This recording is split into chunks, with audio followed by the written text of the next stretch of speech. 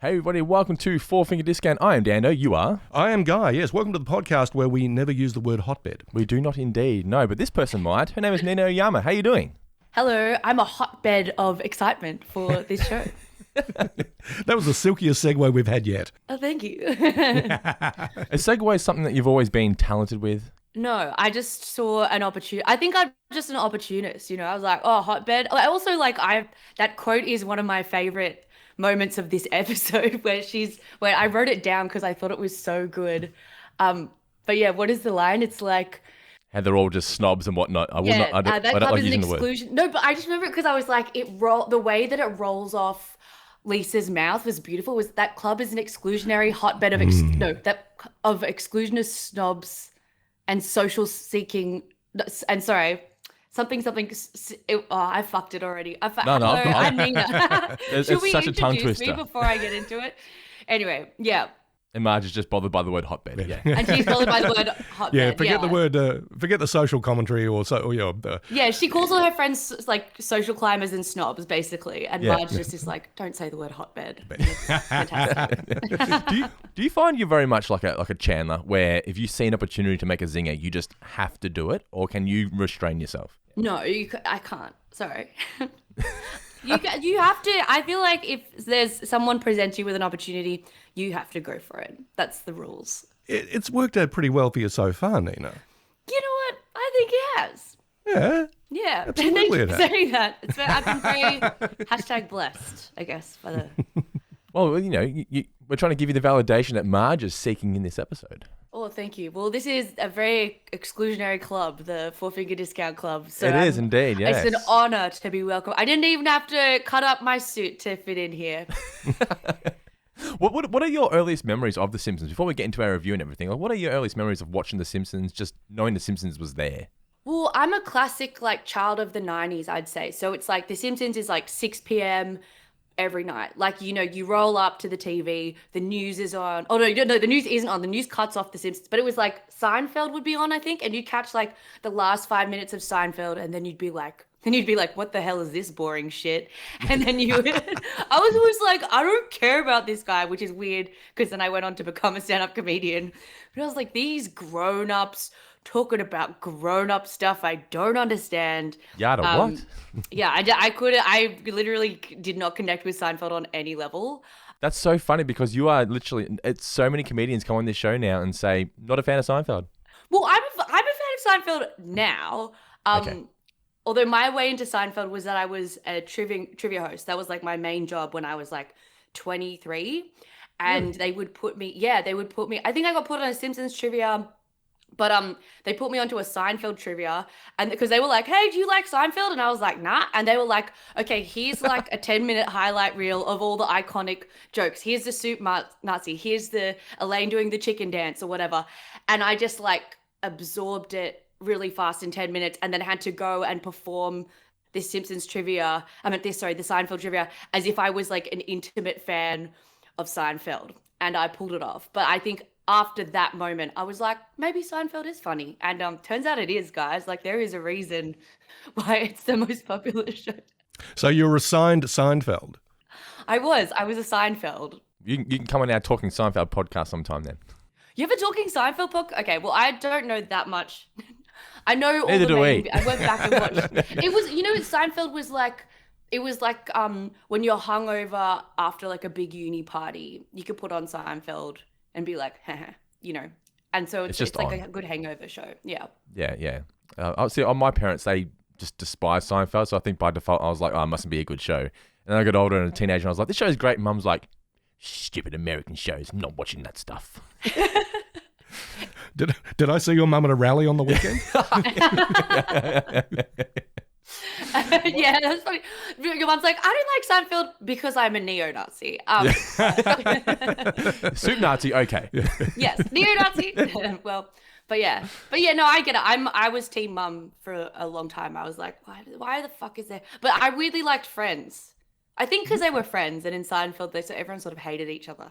But you can come on my friend's podcast. I do with my wife. You are joke. Is there any TV show podcast that you don't? We have do Friends, we do Seinfeld, we do Futurama, we do South Park, we do Simpsons, we do all the classics. They are the classics. Well, We do Utopia. We do Taskmaster. Deadlock starting next year. why did you ask me on those ones? I It could be a good idea because, obviously podcasts, everyone's doing them right now. But you ever thought of doing like a deadlock podcast where you and the cast just sort of banter after an episode or whatever? No, but if you bring it up, Amazon may contact me and ask me Yes. to do it. I did have to, for the electronic press kit, me and Tom Ballard had to interview all the cast and crew, and it was at the very end of shooting after 6 months in Tasmania, and we were all delirious, and I feel like none of it was that usable, but they clipped out this one moment where one time on set I called Kate Box mum, and I've never lived it down. And they brought it up in the electronic press kit, and so that's like the only thing. It haunts me to this very day. She does have a lovely maternal vibe to her, in your defense. She did on the show because she was like helping me through some things, but I wouldn't normally, like, she's my friend. It's like if you called like Dando dad or something. Like, it's like, Hey, babe. Anyway, whatever. But yeah, so this one here, you sent out a bunch of episodes you wanted to maybe touch on. Which ones haven't we done? And we went with scenes from the class struggle in Springfield, which is one of my favorite episodes and one of yours as Yes. well. You were saying, like, why Yeah. did you choose this one? Why was this on your list? I think because someone brought up, like, we were talking about Simpsons episode, and someone, oh no, maybe not even we weren't talking about Simpsons, but we were talking about, like, I think sort of the things you do to like fit in and how that like ruins your soul. And someone was like, yeah, it's like when Marge cuts the sleeves of that suit, and I was like, fuck, that was a good episode. Sorry, can I swear on this? Of course you can. Hell yeah, fuck yeah. You've been doing it plenty so far. hot bed. Yeah. Motherfucker. Okay, anyway, but yes, The Simpsons, I would say, like, before we move on to the actual episode, like, I would describe, I have lots of like full-on Simpsons fans in my life, to the point where like during uni, I like lived in a share house where like everyone was quoting The Simpsons non-stop, and I kind of felt left out, and I created like a denomination of Simpsons fan categories that's like 1 through 5.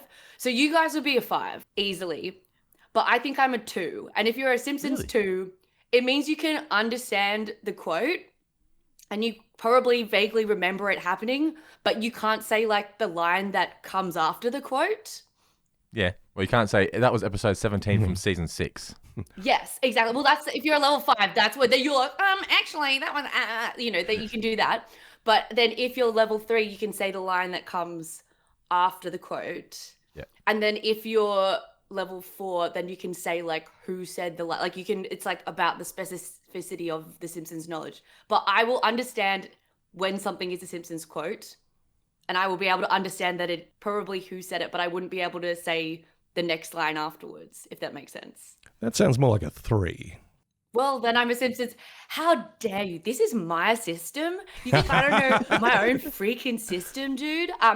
But yeah, that's my system. So I'd say, okay, maybe 2, and I'm a 2.5 Simpsons. So, fan. so what is 5 like someone who knows what went into making said episode, the behind the scenes? Is that a level 5? No, I think it's just quote based. I think it's like the person Okay. who's able to say what episode and what season. Okay. You're wearing a Genius at Work t-shirt, But see, essentially. because she's a level 2, she might not get that reference. I'm sorry. Who said that? Who said that? Yeah.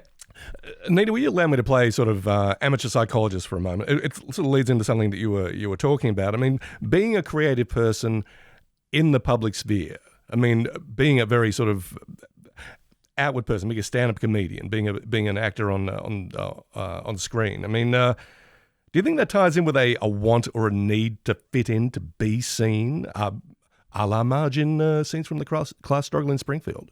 Oh my gosh, of course. Like, I think the reason I love this episode was because I was a very like lonely kid, I think. And that's sort of, I feel like Marge, she's like kind of, she never does anything for herself. She never is seen by her own family. She's always doing stuff like that quote where she was like, well, if the whole family could wear this suit, then maybe I'll buy it. Yeah. Like, it's like she's always putting herself first, and she's never recognized for who she is as a person. And I think like that's something that I definitely felt growing up. Like I just had this like deep loneliness and like hunger for acceptance. And I definitely related to Marge in this way. Did you put yourself before others when you were a kid?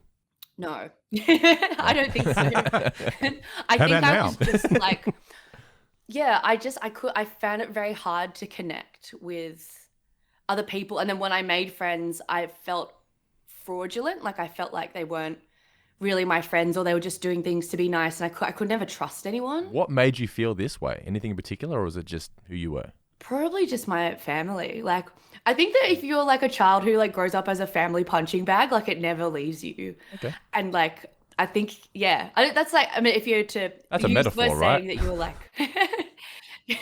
yeah. But it was like, have you seen Such Brave Girls? I know of it. I haven't seen it yet. It's very good. It's very cringe. It's very hard to watch. Like if you hate cringe comedy, good luck to you. But This is a UK TV series, right?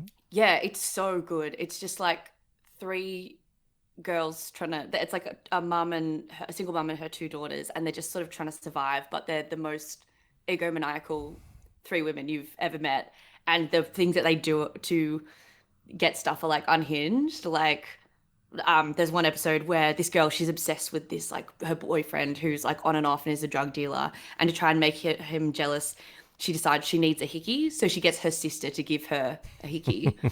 And then the all boyfriend been like there. calls her. Yeah, we've all gotten our sister to give us a hickey. But like even that is like crossing some kind of line.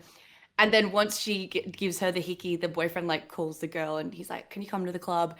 And then she's like, "Oh, he wants me. Like, I can't rock up there with a hickey." So she gets a nail file and she files it off. And it's just like, it's disgusting. Anyway, why am I talking about this? Oh, yeah, there's one character in it called Josie. And just like everyone in her family is just quite like awful to her for no reason. And I think as a child, I feel like that's sort of what my family felt like. It was just like no matter what I did, it was like my family wouldn't like me or something. And so I just like got really depressed.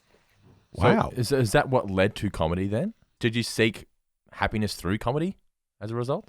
Because, I mean, you started pretty young. I mean, learning Yeah. that you sort of got up first on stage at 17, I thought, that is nuts. And Yeah, I was crazy deeply brave. thank you. It's like brave or just mentally ill, I think. I think it's just like I was so I was too depressed to function, and I think that like getting up on a stage, you know, like that's like your time where people kind of listen to you and like you feel appreciated for existing. Whereas I think that like generally in my life I did not feel that way or like valuable in any way. So were you not the class comedian? Would your friends have been surprised? Oh my goodness, you became a comedian?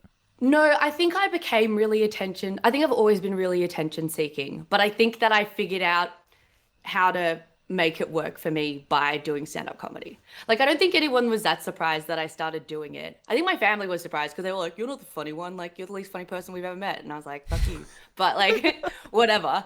But I You still talk to your family, right? yeah. I mean, like, I didn't really talk to them properly for like 5 years, and that like fixed. That was like actually really good.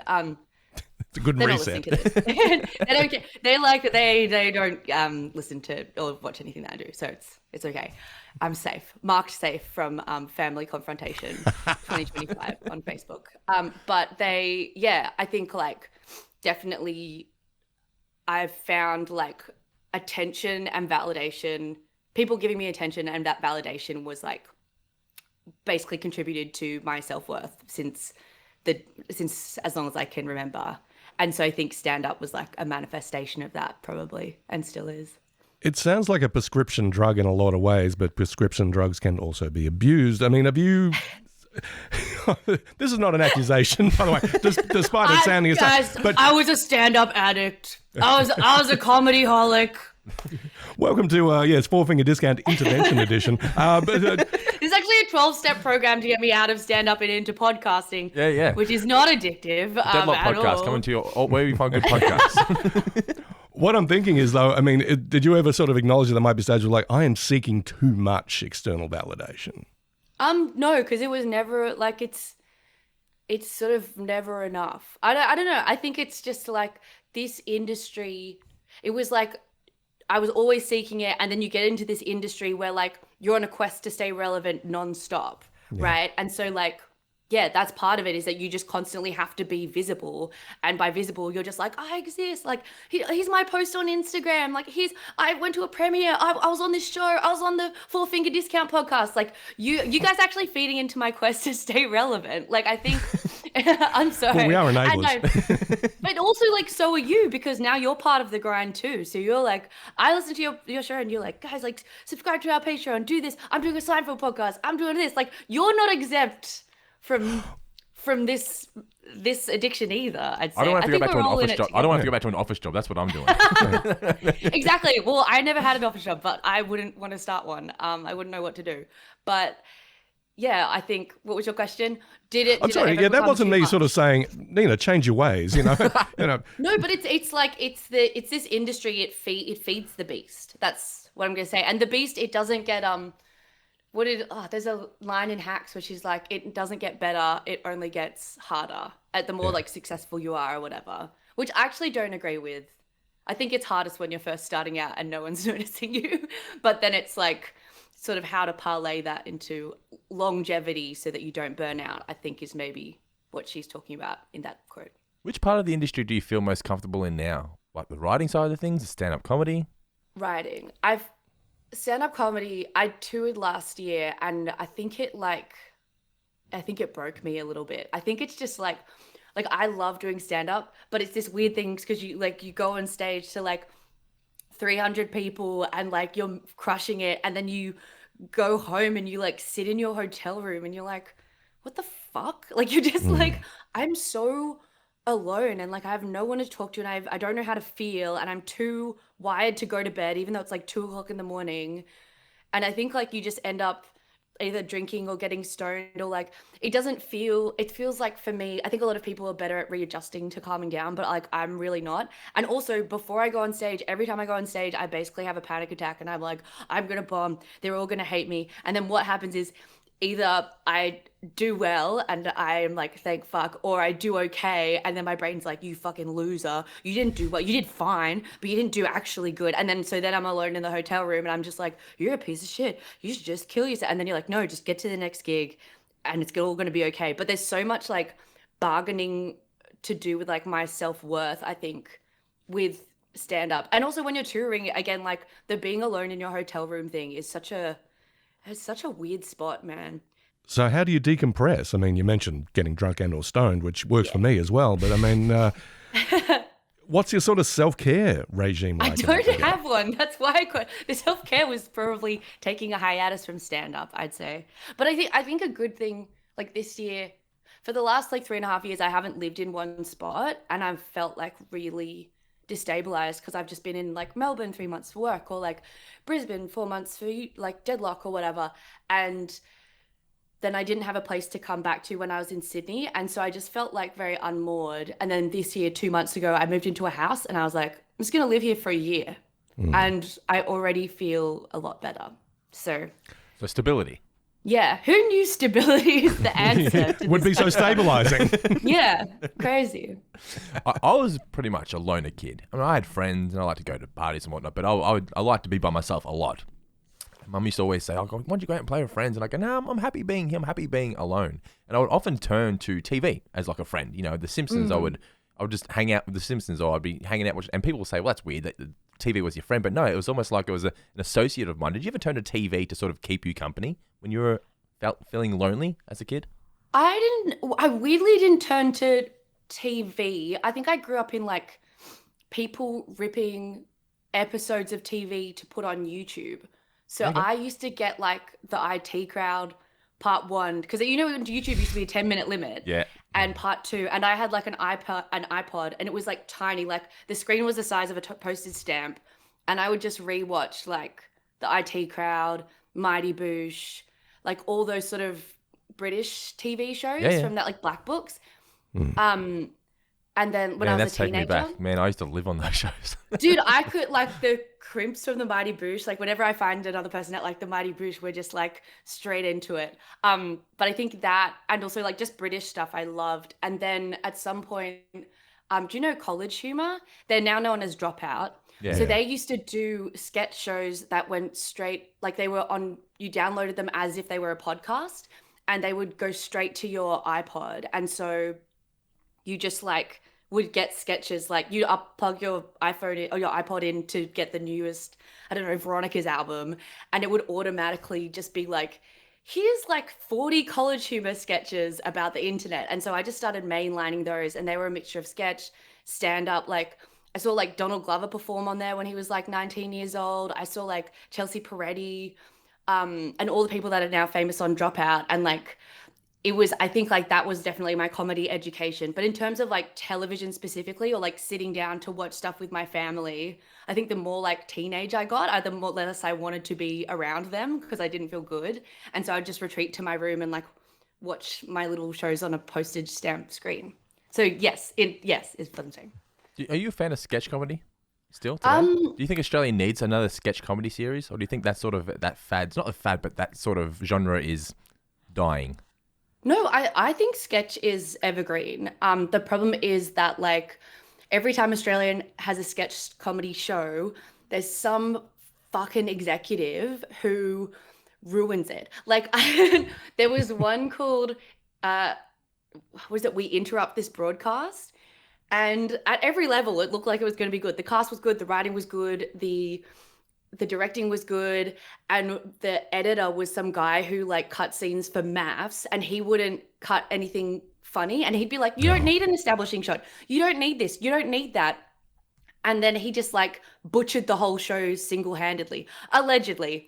I probably have to say that, so no one. We're not but in anyway, court, Nina. You can sledge this guy. He sounds like he sucks. he does suck, and everybody hated him, but he was like head of maths or whatever. So it was like this thing where it was like that's the thing with these sketch shows, is like you have to trust the right creatives to make them. And this country, because they're so risk averse, they would never give a chance to someone who like hasn't worked on maths for 20 years, apparently. Like that's your prerequisite for cutting a sketch show. But there's so many good comedy editors out there that they just like didn't consider because the company who created it was a reality TV company. So I think like sketch is not dead. Australia needs a new sketch show. And I know for a fact that there is one coming along pretty soon, which I think is going to be really great. But yeah, as long as it doesn't get ruined by some like dumb cunt executive who has no idea what the fuck he's doing. Like that's... Is that for network TV? Yes, as far as I know.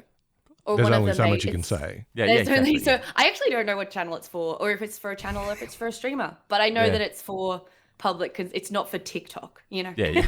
Well, that's the thing. I said it so dirtily, like it's not for TikTok, but Sketch is so alive on TikTok. You know, Sketch is just taking another form. It's like front-facing camera comedy is now Sketch, I believe.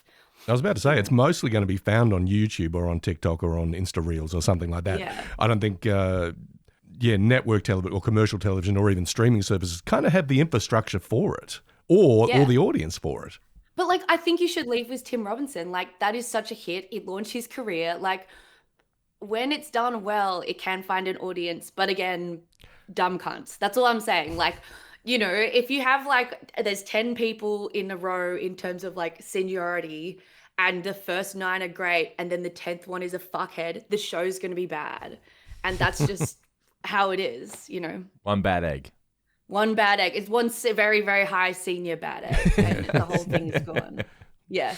Where do you think comedians go now to be discovered? Because we were talking recently on the podcast how we feel like Have You Been Paying Attention is a good source now for finding new comedians.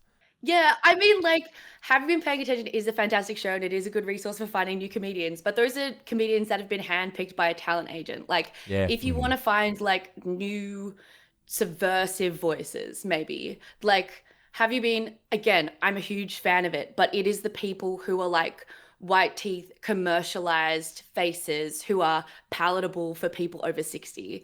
And I think it's good, and it's really great that like new comedians do get handpicked to be on that platform and benefit from that. But I think if you are looking for like kind of more, I don't know how to describe it, like I think subversive and alternative and slightly like off the beaten path comedians, like Instagram, TikTok, and YouTube are probably your best bet. Where would you start if you were starting out now? Is that the avenue you would go down? YouTube, just putting skits out on YouTube? If I was starting comedy now, I would not. Would you start comedy now? No, because you have to look at your face. I hate my face. Like it's one of the I fucking hate looking at it. Actually, I'm looking at it right now. It looks fine. But it's just like I think it's like I've been in this industry for like over 10 years. If you say like I started stand up when I was 17, which I did, and I'm 32 now, like that's 15 years in the industry. It's taken me 15 years to be able to look at my face and not want to cry and die. Like, which I know is like very crazy to say, but it's like if you're a comedian now, you have to be okay with being recorded. You have to be okay with like having your voice recorded. Like there's so much brand awareness that you have to have of yourself. And I think that like I just wouldn't, my like self-esteem wouldn't be able to handle looking at my face and body 24/7 editing clips for the internet. I still can't watch myself do stand-up. Yeah, I don't find myself funny, if that's weird to say. The other thing is, though, I mean, in addition to being a creative person, you have to be your own marketing department as well. And that marketing grind is 24/7, it seems. You know, I mean, I've always said, if I was good at sales, I would have gone into sales. There was more money in that shit. But I mean, you know, being like a freelance creative person, it's kind of like, well, half the work is actually getting the work and then half the work is the work. It's and then half the work is promoting the work as well. I think it's just being like, look at this work that I did. See, I edit all the videos for this as well, and I always say how the editing process is like the worst part of this because that's the real grind, especially like reels and things like that. And so many people just go, just use AI, and I go, I don't want to just throw my content out there using AI because you can tell when something's being made with AI, and I've just got too much pride in this thing that I'm creating to just run it through an AI generator and just throw it out there. Because I'm like, I'm not just throwing content out there, I'm throwing art, what I consider my version of art out there. You know what I mean? Yeah, no, I think that's good, and I think no one should be using AI, but that's a whole conversation for another time. Yes, it is. No, it's a conversation for this time. We're doing it now. I'm so conscious that we're like 30 minutes in and like very little has been said about The Simpsons and most has been like critiques of like how the entertainment industry. No, but it is fine. crazy. It's been one big telehealth session. We put chapters. It's fine. But let's get back to it. So No, season dude, five, I'll Struggling talk for Springfield. ages. I got nothing on today. I'm just hungover, so that's my That's my Hungover on a zone. Tuesday. Sounds like a good Monday night. It actually was, yeah. I'm guessing you did a tight five last night, got back to the hotel room, and go like, hello, Jack. No, I just had dinner with friends, and then it's like, oh, I've drunk like 6 glasses of wine. And Did you microwave your own soup? I did, and I made a big mess, and Did Iris clean it up for you? Iris had to clean it up. Yeah. Who's her husband? Whiff. Whiff was the husband. Yeah, there's another one in that moment there that I love. It's one of my favorite moments. Is sometimes you hear chitter chatter in the background of The Simpsons, and you know when it's on TV you can't really hear it properly. But the subtitles now you can finally. I'm discovering quotes from The Simpsons that I never realized as a kid. So when they're all sort of bantering, oh yeah, it was a good idea to microwave your own soup. You hear one of them go, I wish my Thurston was much like your Whiff. And oh, that Iris, he's a gem, isn't he? And I'm like, all these quotes I never heard when I was a kid, but because of subtitles, I now know they're there. Yeah. Dude, that is level 6 Simpsons behavior, is knowing the quotes of the background voices. Oh, it's just all these discovering. I just love it. Discovering new dialogue on The Simpsons that I've seen 1,000 times. You've gone 6 Sigma on us. Oh my god, your third eye is opened. But so this is a very Marge-centric episode. Dare I say it's the Marge episode of the Golden Era, I think, because we really see an evolution of Marge's character. She's someone who's, as you're touching on earlier, she's very selfless. She's always thinking of everybody else. Where here, and they show that in the start of this episode where she's the one who says, we don't need a fancy TV, we just need a TV. And we're going to go to the outlet mall, it doesn't matter, we're going to do it on the cheap, blah, blah, blah. And then she finally spoils herself for the first time in forever. And she starts to get this feeling of, oh, this is what it's like to be noticed. And we see her slowly evolve into this person who's more focused on appearances than just being her. And it isn't until she sees the reaction that her daughter gives her at the end when she says, you look nice as all.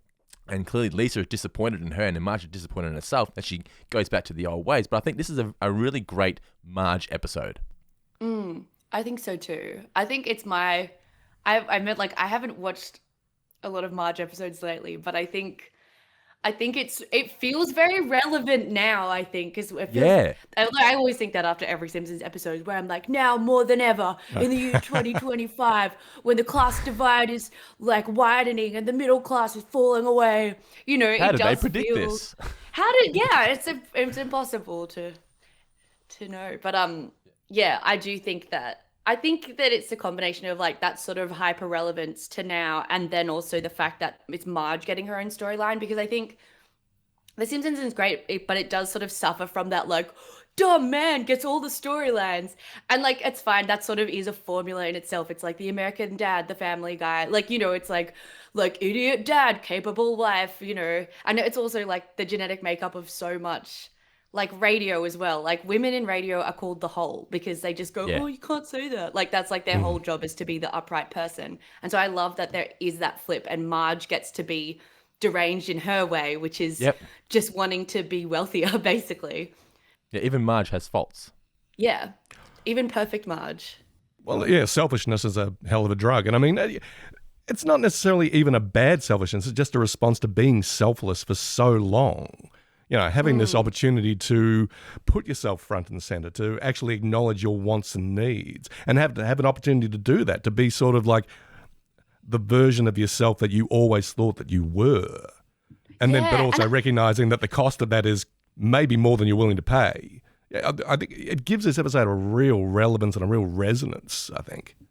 Completely. And I think there is that element, like when she meets that woman from high school and she's like, oh, you're more than that girl. You look exactly the same. You're still that girl I never paid attention to at high school. But there is that sort of thing where like it's on a deeper level, it's not just about her life now. It's like about who she was and who she thought she would be, as you were saying. And so I think that's like a very interesting, when she says, oh, and to think I heard you married that Homer Simpson. And she's like, I did. That awkward pause.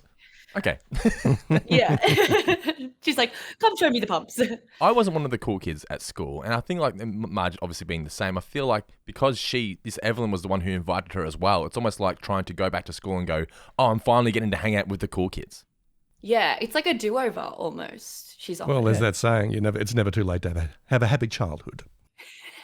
Who it's not says true. that? Who has It's bullshit. It's a wound that never heals. But you was touching on earlier how the comedy is very much dumb husband, capable wife. You're writing comedy now. That seemed to be very much the thing in the 80s, 90s, even the early 2000s. Is that still the thing now? Is that the default sort of go-to for comedy anymore when it comes to family situations?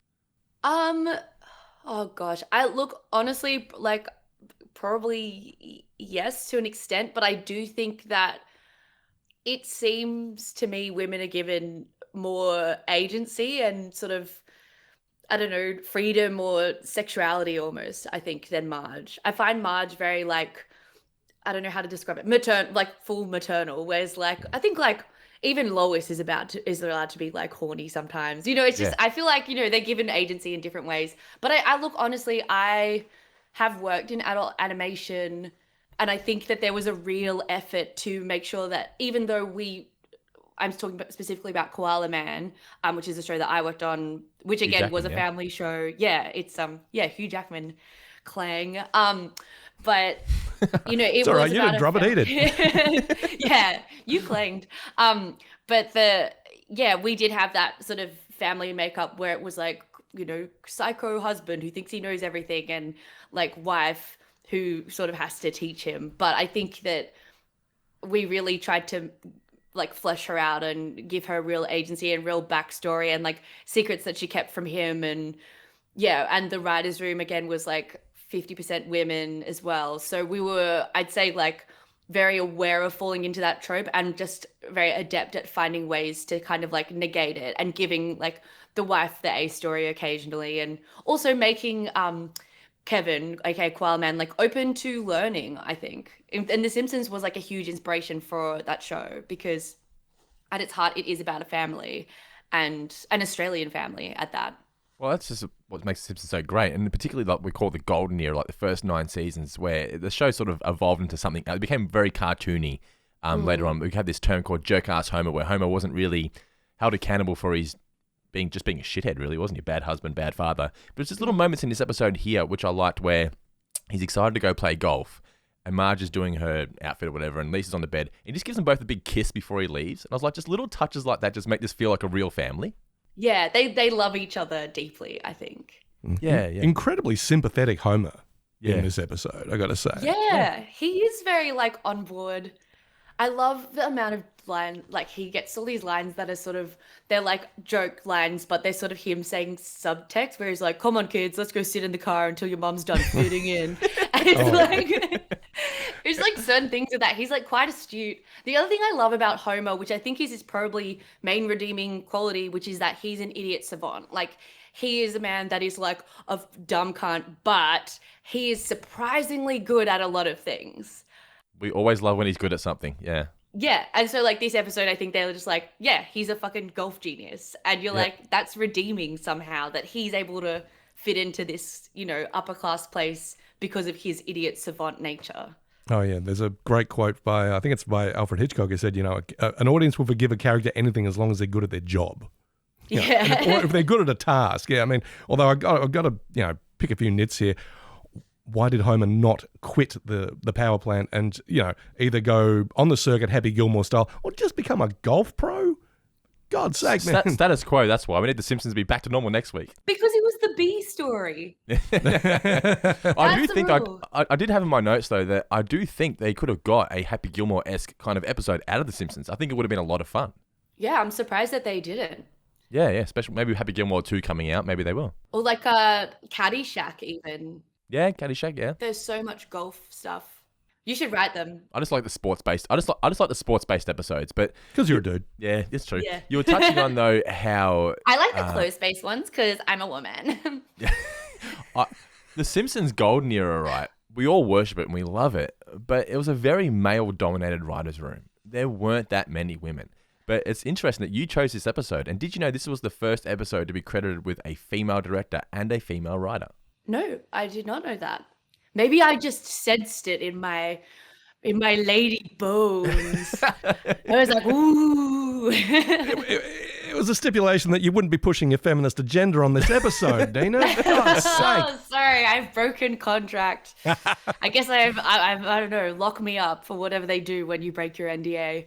But yeah, no, I honestly had no idea, but I just liked this episode. Yeah, and Jennifer Crittenden, who wrote this episode, she wrote some of my favorite episodes. So, and Maggie Makes 3. Now, you might remember that one as the do it for her moment, you know, at the end. Yes. Yeah, which I think is the greatest ending in the history of The Simpsons. And she wrote that episode. She wrote this one as well. She wrote the one where the teachers go on strike. You know, the taxes, the fingers thing means the taxes, that one. She wrote this one, bit of the 22 short films about Springfield, and she wrote the pretzel wagon episode with Marge as well. I just want to give you a shout out because you did a very Troy McClure thing there. It's like, you may remember this episode as this. I will say, I feel like all those episodes are like sort of quietly gut-wrenching is how I would describe. Like there's sort of the ones where you come away, especially Do It For Her. I remember that's and that's still like people quote that all the time. Oh, that's the peak Simpsons. If I'm ever trying to convince someone that The Simpsons is one of the greatest shows of all time, I show them just that moment. Just that you watch the whole episode to build up to it, but it just shows that's why we love The Simpsons. Seeing what Homer, you know, he doesn't talk about Maggie at home. He doesn't have all photos around the house, but where he needs her the most is at his workplace. It's just like, it's beautiful. Yeah, it's absolutely like gut wrenching. Yeah. But yeah, I love that. Oh, I love hearing that. I love that lineage. Do you have any favorite moments from this episode? I've got a list on my computer that I'm like, can I? Yeah. Oh, actually, no, this is my favorite part of the entire episode when she rips the dress. It's like sort of, you know, this huge moment of crisis for her when she's made this perfect dress for the ball and then the sewing machine eats it and then she ends up with these like ripped tatters of this unsalvageable thing. And she goes, I guess in moments like these, all you can do is laugh. And then she just quietly sits on a stool and she stares into the distance. And I just think that's like the funniest. I don't know. That to me is like, yeah, that's like what life is like sometimes where you're just like, I guess all you can do is laugh. And then you're just like I've had moments in life where I've nothing. gotten through them because I just do what Marge does here. I'm like, just keep your composure. It'll be fine. Yeah, You're but dying it's like, inside, but yeah. Yeah, feeling nothing almost is like.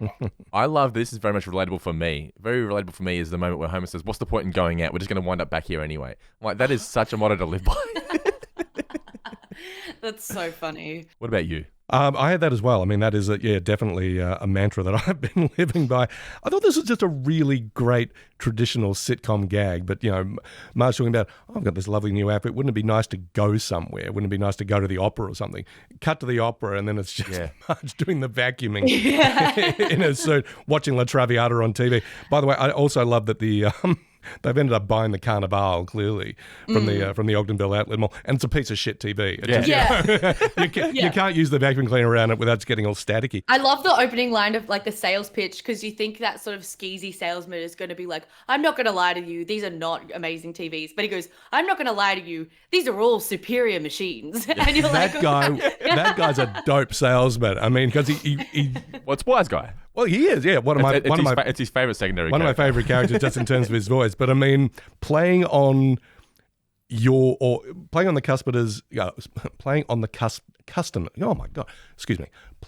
customer's expertise, as they say. It's like, if you're someone who likes to watch TV, and I mean, really watch it. So, that's right, I am a pro. So I thought that was marvelous. And anytime you get a Sipowicz shout out, I mean, it's a very 90s thing. Do you know who Sipowicz is? Yeah. No. Level 2 Simpsons fan. Level 2 Simpsons fan. See, that you can tell. I know who it is because I'm a TV nerd, but you explain. Let me put the nerd hat on for a moment. Okay, tell me, educate me. Back in the 90s, there was a very popular cop show called NYPD Blue. I remember seeing promos for NYPD Blue, mate. I guess you're like, what, 4 or 5 years younger than me? Maybe not. Yeah, okay. Starring the 90s most unlikely sex symbol, David Caruso. Wow. But his offsider was, Andy Sipowicz, a slightly overweight, chain-smoking cop, prone to drop in the odd racist and sexual slur, who became much beloved by viewers worldwide. Andy Sipowicz, but he, was often parading around in a short-sleeve shirt with a tie on. And of course, he'd be Homer's hero. Of course, he'd be Homer's hero. Because he's on TV. Yeah, but Sipowicz does it. Love that. And one last thing. This line just sort of stuck me right in the heart. It's like, it'd be nice for someone to call me sir without following it with, you're making a scene. As someone who has made a scene on occasion. It's like, oh, man. Can you recall a time you've ever made a scene, Nina? And you knew mid-scene, you're like, oh my God, I'm making a scene, but I'm so far into it now, I'm just going to go with it? Or you were reminded the following day. I feel like anytime, I don't want to, it just makes me look kind of like an asshole, but like, I was drinking one time until like closing at this like old kind of bar, and I think it was just like, when you're drinking and you like want to keep drinking, and then you're like, this just does not show me in a good light. Oh yeah, but this the bartender was like, didn't call last. Oh no, I went and bought a round of drinks, and then I had paid for them, and as I went to take them, the man or the security guard was like, oh, we're actually closed. And I was like, oh, well, I've already like bought these drinks, and like, you guys didn't call last drink, so we'll just take them, we'll drink them really fast and we'll leave. And he was like, no. And then he poured the drinks out in front of me. And I was just like, and then they had to refund my like, it just seemed like this egregious kind of thing. And I was like, come on, man, like trying to level with him. And I think I told him, I was like, don't you remember like before the lockout laws, like we could just drink and like be civil and like trust each other to not. And he was like, you wouldn't know when the lockout laws were. He's like, how old are you? And I was like, I am 45 years old. And he was like, you look really good for your age. And I was like, yeah, give me the fucking drinks. They did not give me the drinks. But it was like one of my most like, was just trying to convince this security guard that I was like 10 years older than I was, just to prove a point. But it's just like, because I was really angry that they took the drinks back. Anyway, they probably shouldn't have sent me. I was like, wasted. Like I wasn't, fully there. But I was bummed that 10 minutes to closing, I got like 9 out of 10 steps of the way there, and that's it feels like such a waste too. Just pour the drinks. I was like, keep them for yourself at least. Don't waste the beer. Yeah, to do that in front of me, like, God, come on. And then to refund my card, that was the other crazy thing. I was like, you'd rather lose like $30 than just let someone have something. It just felt like an ego thing, I guess. Props to you for thinking on your feet, though, and claiming to be 45 the way you did. I'm an improviser. But that was the funniest thing, that he was like, well, you look really good for your age. And I was like, thank you. Like, can I have your number? You say you don't like Seinfeld. This sounds like a Seinfeld scene. Anyway. All right, let's get into some trivia before we get skimming through this episode. So my first question for you both is, who has a TV shaped like a 50s diner? What is the place that Bart suggests? No good? I don't remember, but I do remember the quote afterwards, which is Lisa says something like, oh, we could get like a Native American Indian style TV from here. And Marge says, we can't afford to shop at a place with a political ethos. Oh, And I was with like, a philosophy. Yeah. yeah, sorry, political philosophy. And I was like, that's so real, man. Like, it is more expensive to be like a morally correct shopper. Yep. I'm going to say the sharper image. You would be right, correct indeed by reading it off the screen here. Is that right? You'll notice that I was looking to the left, back and to the Okay, left. I feel like there's a Back into little All right, what's your next question? insider trading happening here when you guys are in the same studio. When Marge is asking to go out in a new outfit, Homer suggests which establishment? Ooh. Oh, Spurlock's cafeteria. Well done. Well That is correct. played, Nina. Yeah, I wouldn't have got that. Well played. And you say you're a level 2. Come on. Well, I did I watched this episode twice. I watched it once last night to sort of make sure that I watched it, and then I watched it once again this morning and then wrote down my favorite lines. What's your memory like? Because I find I'm 36 now, and I mean you're 30. What, 31, 30? 32. Actually turned 32 like a couple of weeks ago. Anyway. Oh, congratulations! I turned 37 in 2 days. Yeah. Welcome. Anyway, I've noticed since being a dad and getting less sleep, my memory is fading. Like, how's your memory going these days? Like, you remember that quote? I couldn't remember that quote.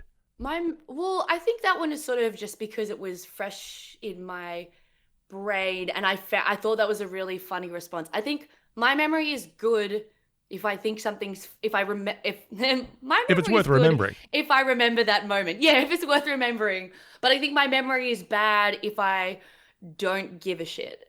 I guess Yeah. it's that ADHD thing where you're like, I diligently applied myself to anything that's interesting, and then the moment that it's like sports or numbers or science, my brain is just like, no, why would you? But Simpsons quotes that I watched, twice in the last 24 hours, I think they're okay right now. With 6 glasses of wine under the belt, props. Well, yeah, I mean, maybe that helped. Maybe it's that thing of like when you're drunk and you're like watching something, it like goes. No, I don't know. But maybe To I'm just alcohol. impressed. Well, do you play? I play this game whenever I'm like at a dinner party, which is I try and remember every single person's name. And it's like a game for me where I'm like, oh, blah, blah, blah, blah, blah, blah, blah, blah. And then at some point you're sitting at a dinner table and you're like, I reckon I know every single person's name here. And if you can fire off like 15 names in a row or whatever, 10 names in a row, everyone's like, yay. And then in my brain, I'm like, yay. Like, and I it's can't sort remember of- the last time I was ever hanging out with more than 10 people. Let alone 15. okay.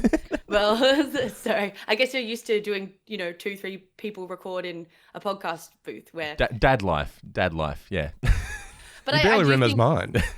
But if you're on like a set and you're having to Yeah. meet a whole bunch of people, like that's when I start playing that game because I'm terrified of getting dementia. And so I'm like, we got to be exercising this memory, you guys. We got to be like keeping it all at bay. But I will say, as soon as I leave a set, I completely forget every single person's name on that set. So You do that more as also like just a courtesy thing as well. Just be like, hey, I know you. You exist. I know your name. I remember you. You're not just another camera person. You're important. yes, you're David and you're special. I think You're the DP who's going to be lighting and shooting me. Yeah. You want... you want me. Yeah, I have to pay lip service to you, so you make me look good. No, I think that's sort of like, it's almost like I challenge myself, and that's the fun of it. And then like the kind of plus, like the positive, side effect is that then you make everyone around you feel good. And I think that's sort of like the perfect nexus of like ways to live your life is that if you're having fun and you're making everyone around you feel good. Yeah.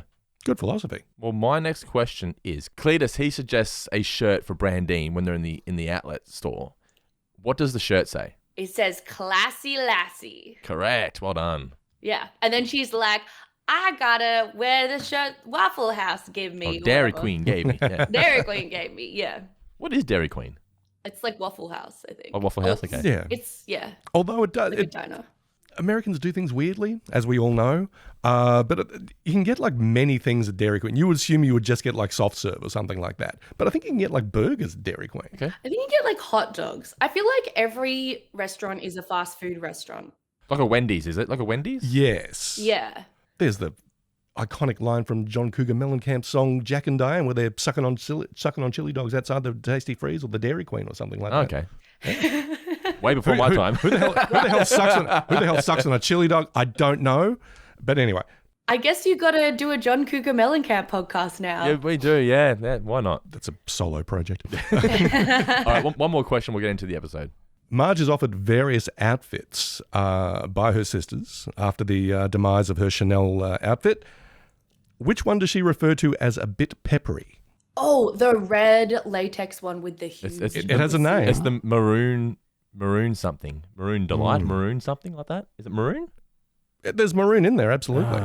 Is it maroon called the fantasy? Maroon something like that? It is called Fantasy in Maroon. Fantasy in maroon. Oh.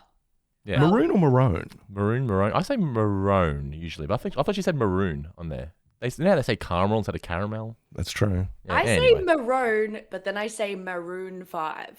Yeah, it's weird. I swear is that not where it comes from? Maybe that's why I'm saying maroon. Isn't American? Oh, probably. I mean, I think it's generally an American term, although, yeah, Maroon 5 just doesn't sound right. Well, you can't say... Adam Levine's on the line saying, nah, man, you fucked it all up. Is maroon spelt the same way Maroon 5 is spelt? Because if it's spelt maroon... 2 zeros. Then it should be... Two O's. It should be maroon. Two Why O's. would we say maroon? It should be maroon, right? The way it's spelt. But it's also like maroon is like marooned on an island. So it should be maroon. I was just about to say that. I mean, yeah, if Robinson Crusoe was not marooned on a desert island. Exactly. There we go. The other bit I like about that scene is where she tries on that really slutty purple dress and then like Patty Selma is like, I bought this for a Halloween costume, but then it made it into the regular rotation. And I was like, I remember watching that being like, a woman must have written this. Because I was like, men don't buy things for slutty Halloween costumes and then it made, like, I was like, that would never, I was like, I think my thought was somebody asked their girlfriend about this or something. Like I would just remember thinking it was very It's feminine. interesting. A lot of time you watch it and you can tell when something has been written by a woman on The Simpsons, and particularly like the Marge episodes. Like you can genuinely tell, yeah. But this episode here, Scenes from the Class Struggle in Springfield, originally aired February 4th, 1996. What were you doing February 4th, 1996, Nina? I was 3. You were 3, yeah. Actually, I was 2. 2? Oh, Yeah, wow. I was 2. So I wasn't even 2.5. Bathurst? Is that where you grew up? Bathurst? Is that right? No, I grew up in Sydney, but I moved Sydney. to Bathurst for university. Okay, yeah. And to pursue your car racing career. Yeah, well, of course. I did. I got 13 speeding fines. And I was like, you can't tell the cops that you're training for the Bathurst 1000 on the Great Western Highway at 2 o'clock in the morning. It's good. At least they didn't breathalyze me at the same time. At least speeding cameras can't breathalyze you, is all I'll say. Are you a speed demon these days?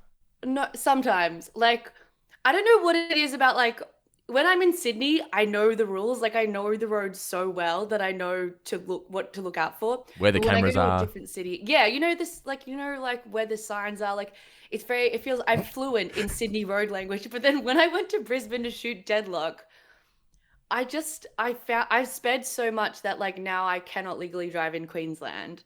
And I don't even know where I was speeding to. Like, I have no real recollection, but I remember getting lost a lot.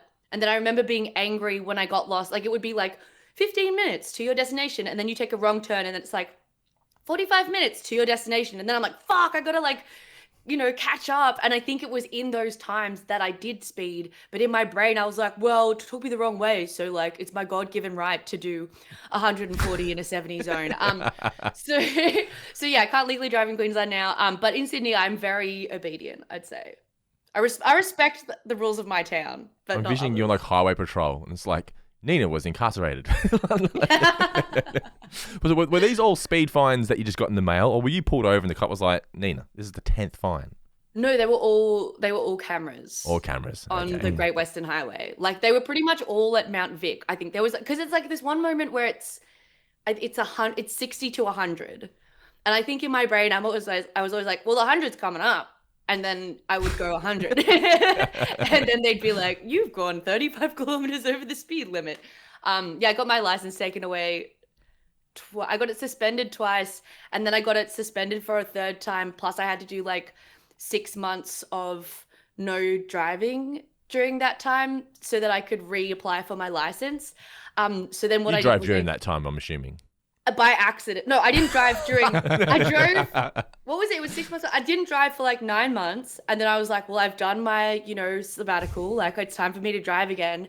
And then I drove for 6 months more, and then I went to the RTA, and I was like, "Hello, like, I'd like to renew my license because I think it was time for me to get my green peas or something." And they were like, "You're legally not allowed to drive right now. You had to do your 3 months of suspension. Then you had to come into the RTA and do another road rules test as if you were going for your Ps the first time." And then they were like, "And now you have to do it one more year on your Ps." So even though I got my like first red Ps when I was 20, I think I didn't get onto my full license until I was like 28 or 29 because of Look, Sydney's walkable. Sydney's a public transport city. It's fairly walkable. Don't worry, everyone's safe. Everyone calm down. Are you guys Sydney or Melbourne? And I'm so sorry if you ever see me on the road. Nah, well, we're thankfully not quite in the city. We're in a place called Geelong, which, do you know where Geelong is? It's like an hour drive from Melbourne. Well, it's an hour drive for most people. It's half an hour for Nina. It would be down south, below Melbourne, right? Yeah, down south. Yeah, that's it.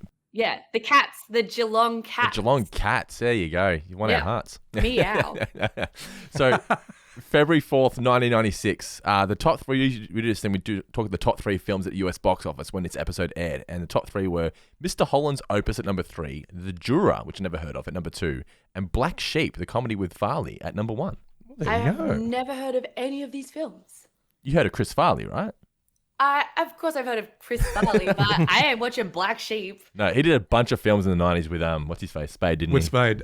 Spade had a great line about this, I think, on one of the SNL retrospectives. He goes, I think he was doing a tribute to Farley, and he said, "Me and Chris Farley made a great movie called Tommy Boy and another movie called Black Sheep." Tommy Boy's supposed to be iconic, though. Well, it's number 1 at the box office. When Spade was on, he was on. He was good. The Juror is, as you might guess, a legal thriller, a bit of a John Grisham knockoff with Demi Moore and Alec Baldwin. And Mr. Holland's Opus is kind of a Dead Poet Society knockoff, except Richard Dreyfuss is a music teacher with a deaf son. It was big in our household because my mum's mum, my grandmother, she's deaf. So she's been deaf since birth. So sign language has always been a thing in our house. So that movie was always getting rotation in the Dando household. There we go. Yeah.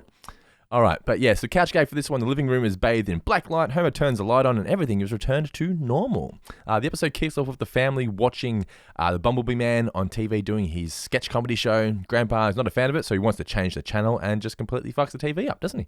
Does indeed, yes. I mean, you may not have guessed, I've got a few more years on the both of you. I thought you were just bald and you were like 30 years old, man. That's true. He's 45. You never know. I'm looking great for 45. But, yes, I do recall the day when televisions were big boxy items that were made of wires and lights. I still just remember that, yeah. Okay, so do I. Do I. Like, come on. It wasn't until like early 2000s that they actually became flat screen TVs. It was like a whole new world. But I still remember getting the first big TV we got when we were kids was an 80 centimeter big Sony television. And I remember the first one we put on was The Simpsons. And it just felt like it's like we're in the cinema. And I look back now, I'm like, 80 centimeter TV? But it felt so big at the time. Yeah. And now that's just sort of like a computer monitor or something. Like, oh, it's nothing. Yeah. Yeah. Yeah, true. I remember when we got a big TV, you had to change. It was too bright. And there was like a special button that would bring the brightness down so your eyes weren't singed by the colors. Yeah. Well, you might be able to see behind me. I'm not sure if you can see me, maybe not. You see it on the other camera, but I've got an old school TV, like the ones you used to have in the 90s and whatnot. And the kids put it on to play my old school, like Sega and Nintendo and whatnot. And you put it on, and you can just hear this like a hiss sound. It's just pollution in the air, just this radiation. Like, this is not good. The gears turning inside. Yeah. But they it cuts to them dropping Grandpa off at the old folks' home as they're on their way to get a new TV. I love that, like, ruthless, like, just full pun. Like, it's just like, this guy's not going to be in the, like, just, it's such a good hard cut, I think. You don't need them being angry at him. It's just cut to him being dropped off. It's just like, goodbye. Fuck that guy. But Bart suggests they get the one from the looks like a 50s diner. Lisa wants one assembled by Hopi Indians, as you were saying earlier. And Marge says they can't afford to shop at any store that has a philosophy. They're just going to go to the outlet mall in Ogdenville. Now, Ogdenville is one of the places that... Remember the monorail episode, Nina? Yes. That's where Lyle Lanley sells one of the monorails to Ogdenville. Oh, yeah. and they have to go down a paved road which ends in 64 miles, and then the former Japanese internment camp, 90 miles. Ogdenville is now 277 miles. So I think it was like 430 miles or something is how far they had to travel, which is how far in kilometers? It's 1.6 miles to a kilometer. I don't know. No maths. Too long.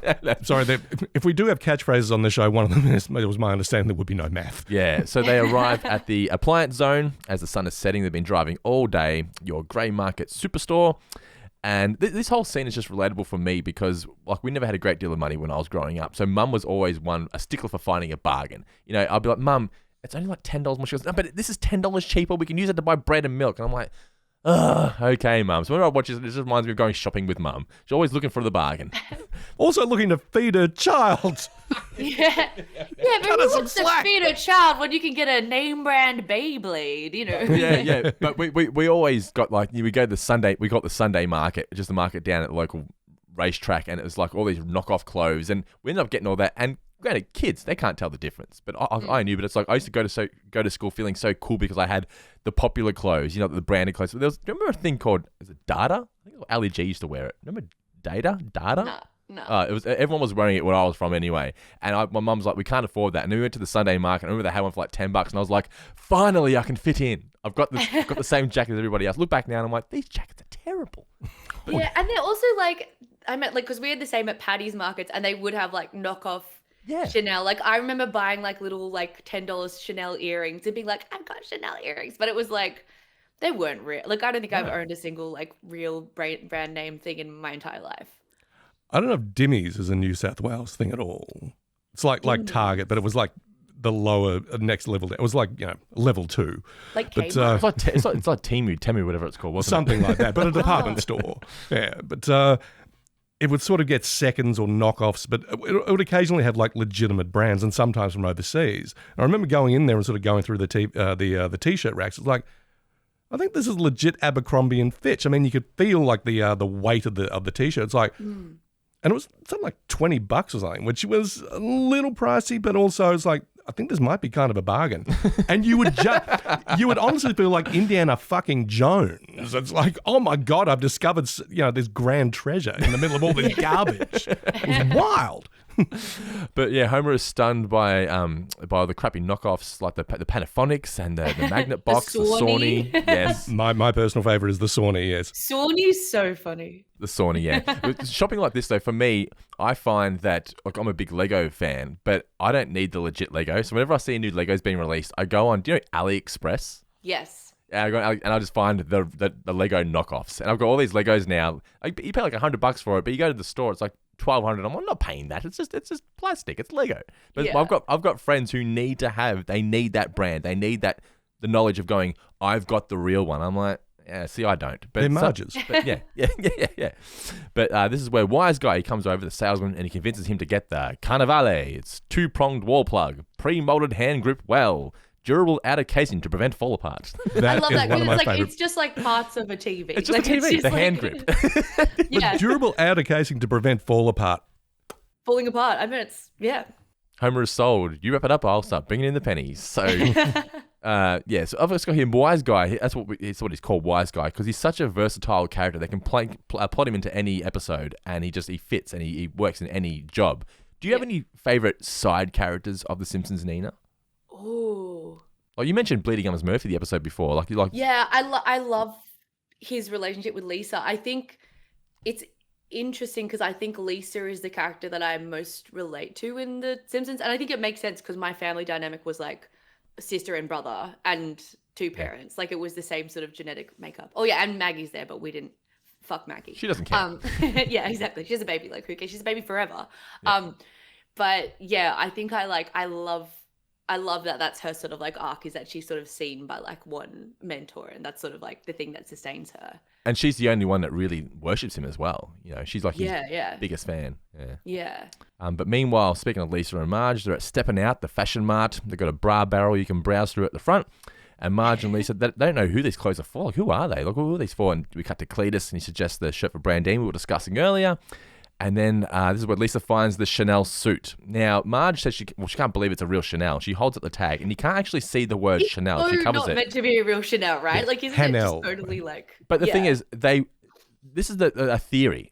we still don't know to this day, is it meant to be a knockoff Chanel, or is it actually a Chanel that's actually been marked down and damaged in some way and there because they weren't allowed to use the word, show the word Chanel on the show, which is why, that's why her finger covers it. But it also creates the hypothetical of, well, maybe it's not a real Chanel, she didn't read the tag properly. What theory are you going with? I sort of like that it's not a real Chanel. I like that because then it's sort of like the foundation of her confidence is already... Yeah.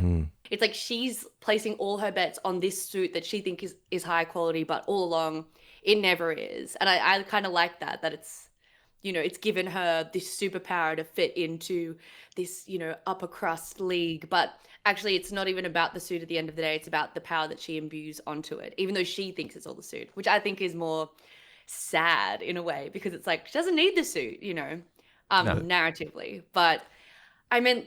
it could be a real Chanel. I don't know. I guess it's marked down from $2,800. Yeah, so. but that could just be part of the shtick. Maybe they put a tag on it, cross out $2,800 to make it feel like a real Chanel. Yeah. What do you guys think? Well, I've always just thought it was a real Chanel, and she just, you know, got a bit. The more I think about it, I'm like, it actually works better, like you were saying, if it's not a real Chanel, because it just plays into the idea of all these people started accepting her based off of a fake piece of merchandise anyway. Yeah, I think it's more bittersweet, but it's, I don't know. I always like the sadder option or the more the one that... In every aspect of life. Yeah. I'm drawn to it. I don't know why. But Marge checks herself out in the mirror. Fits like a dream. As you were saying earlier, though, you know, if it was a suit we could all wear, then maybe I'd buy it. And it's classic Marge, isn't it? Yeah, and even the fact that Lisa's like, come on, Mum, like you never get to do something for yourself. My wife is very much like this. She will never spend money on herself. I'll go up and say, look, I'll take the kids over here. You go buy yourself some shirts or just go shopping for a couple of hours. She's like, nah, we don't need it. I'm like, I know you don't need new shirts, but sometimes you just have to treat yourself. You know, it's just the idea of going there and not worrying about the money, just buying something you want as opposed to need. I love it. I don't know about you. But there's nothing good in the shops. I think it's such a thing, like women in style, it's so particular. Like if you drop me off at like a mall, I don't know if I would want to buy anything there. Yeah, I think if you said to your partner, hey, jump on ASOS and browse to your heart's content, that would be a good present rather than being like, go to the mall. Because why is that? Is it because is it more like a personal thing because it's just you shopping? You don't like to shop with other people? Like why do you think that is a better option? Well, I think even though everyone's on the internet looking at the same stuff, basically, I feel like it feels more bespoke to you because there are more choices and then therefore there's more ways that you can like curate clothes that feel uniquely you, if that makes sense. Whereas when you're in general pants, there's like 5 jackets and you're like, well, I guess like, and then you'll see someone out and then they'll be wearing the same jacket as you and you're like, oh, I'm not special in my special jacket. Like I bought this jacket from General Pants and it is great and I wear it all the time. But I just see guys wear it's a man's jacket and I just see like random like tech bros wearing it and I'm like, oh, do I look like that? But then I get cold and then I have to wear it because I'll freeze to death. And so, you know, and it's kind of chic, but it's like there is this sort of thing where it doesn't feel as specific to you. You don't feel as special wearing this thing that you chose uniquely because you thought that it displayed your personality. Like Guy Montgomery has a good bit about clothes, which is like when you buy clothes, you're choosing the person that you want to be. And I think nobody wants to be like anyone else. Like, or yeah, I don't think there's something about like, you know, coming to school on a mufti day and someone's wearing the same shirt as you and you're like, what the fuck? Like, don't, you know? My daughter goes to a party. My daughter's like, I'm Elsa, not you. Yeah, exactly. They're like, this bitch also came as Elsa, you know? Like, how dare she come as this thing this movie that every single kid has watched and identified with. But I think there is something that like it takes away from your uniqueness in regards to your identity. And it also it's almost like I chose the most boring hack thing. You know, it's a bit of self-hate there as well. It's actually a valid point because now that I think about it, I'm very much someone that likes to be an individual with like what I wear and what I like, just like branded, not branded, but like pop culture shirts and whatnot. Yes, I was gonna say you strike me as like one of those guys that's always you're wearing like a Nakatomi Plaza shirt or like a freaking like one of those things that is like a dog whistle for the specific pop culture you're displaying, but it's not like the Jurassic Park logo, but it is like a reference to like Vandelay Industries or whatever. Like, you know, that's I think like. Yeah, you guys definitely strike me as those types of people. And I'm that person too. Like, I feel like I also do that because I think it's a great way to meet friends. He and just wears the fellow North nerds. Face. That's all you wear. Oh, really? That's so chic. Yes, but I do. You are have- just like all the other girls. I've got my secret pop culture T-shirt underneath. You know, that's not for everybody. That's this dance ain't for everybody. Only the sexy people. What's your shirt? This one with the green and the moon. Mine. This is him or me? You. Me. This is a Return of the Jedi Boba Fett. It's got Return of the Jedi poster on the back. Awesome. But yeah, just. Nina's not going to ask what I'm wearing. I'm wearing some boring batshit. Well, you said green. I was like, you mean that green yeah. or? Oh, they both look black to me. Those colors. Oh, okay. Yes. No. Yeah. But I guess now that you say it, it's sort of like a bottle green. I don't know. My eyes aren't good. My eyes are bad. As you're saying though, that I do find that maybe I look online because there's the idea of, well, if I'm shopping at an obscure website, no one else I know or I'm going to see in real life will have that shirt on. Because I do hate that feeling of getting a shirt, especially when I bought it online and I've gone, oh, motherfucker, you went to the same website as me? What are you doing? It's like when you go to a concert and you buy like that concert's shirt. Like I went to a music festival to see Lana Del Rey, which is already like, I'm like the other girls. I'm going to a music festival to see Lana Del Rey. But there was a specific Primavera Sound Lana Del Rey t-shirt that was like 28th of May. And I wear it with such pride because I'm like, you have to have gone to this specific Spanish music festival to fully appreciate the gravitas of this t-shirt. But if someone brings it up, I'm like, that's my friend. Like, it's like this secret language for people who handshake, know. yeah. I remember when, this takes me back, but when Kings of Leon became really popular with Sex on Fire, right? And I liked Kings of Leon long before they Sex on Fire album came out. Like, I remember going to a Pearl Jam concert just to watch them open in like 2005 or something. And I remember I had a tour shirt of Kings of Leon from like 2004, 2005 or whatever, long before they hit it big. And I used to wear that one at the concerts going, that's right, I was a fan before you were. Like, I used to get annoyed that people liked, I'm like, this was my band, now everyone likes them. This isn't fair. You've ruined the band for me.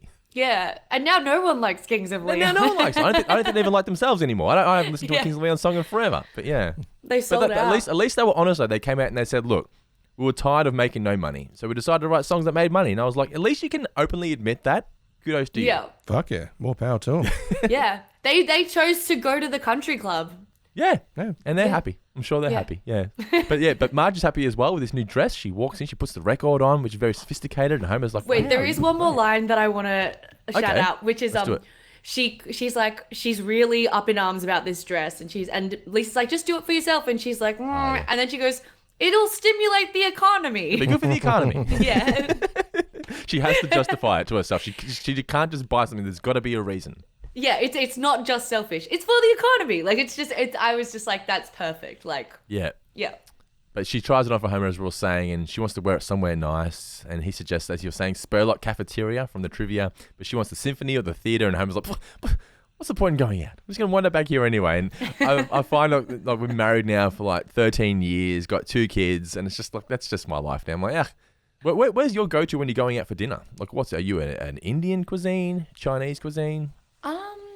My favorite place to go for dinner, I'm not vegan, but my favorite place to go for dinner is a vegan place called Golden Lotus in Newtown. And they do this laksa that is like just so fantastic. And it's full of like fake meat, and it's all in like these different like crunchy shapes and sizes. And for some reason, that's like my favorite meal ever to go out to get. Where can we find them? Let's make you a spokesperson. Where do we find this place? Dude, I will. It's in Sydney, in Newtown. It's like in the heart of like Hipsterville, and again, it's vegan. Like, but it's all the just boxes. So good. Yeah, I'm not a vegan. I love meat, but Golden Lotus is just like, if you need like a good meal that's full of vegetables and mystery fake meat, but it's like a laksa, so it's like the herbs and the spices and the flavor of the soup is like on another level. But that's my go-to sort of place. Sounds like Four Finger Discount's got a new sponsor. And plus, laksa is just a fun word to say. It just sounds fun. I'm gonna have a laksa. Yeah, laksa. It's good. I find curry is too heavy, and like soup, like a clear soup, is like too flavorless. But a laksa, it's like, it's just right. You know, it's the Goldilocks. Yeah, the Goldilocks equation. But then we get, as you were mentioning earlier, the cutaway scene where you think they're at the opera, but no, she's watching on the TV, wearing her. So basically, it's just, there's so much to this scene. Firstly, you think that maybe Homer actually did give in to Marge and she got her wish, but no, she's still stuck at home, but wearing this amazing suit, doing her usual chore of doing the vacuuming. At the end of the day, the TV shit as well. So like nothing's gone right. Yeah. But she's at the Quickie Mart though, and Apu notices that she's looking prosperous today. Yes, indeed. But I noticed here the Quickie Mart has a we call it a self-serve, a servo here in Australia, the self-service gas station. Never appears in an episode of the Quickie Mart of The Simpsons before. It's just randomly here for this episode.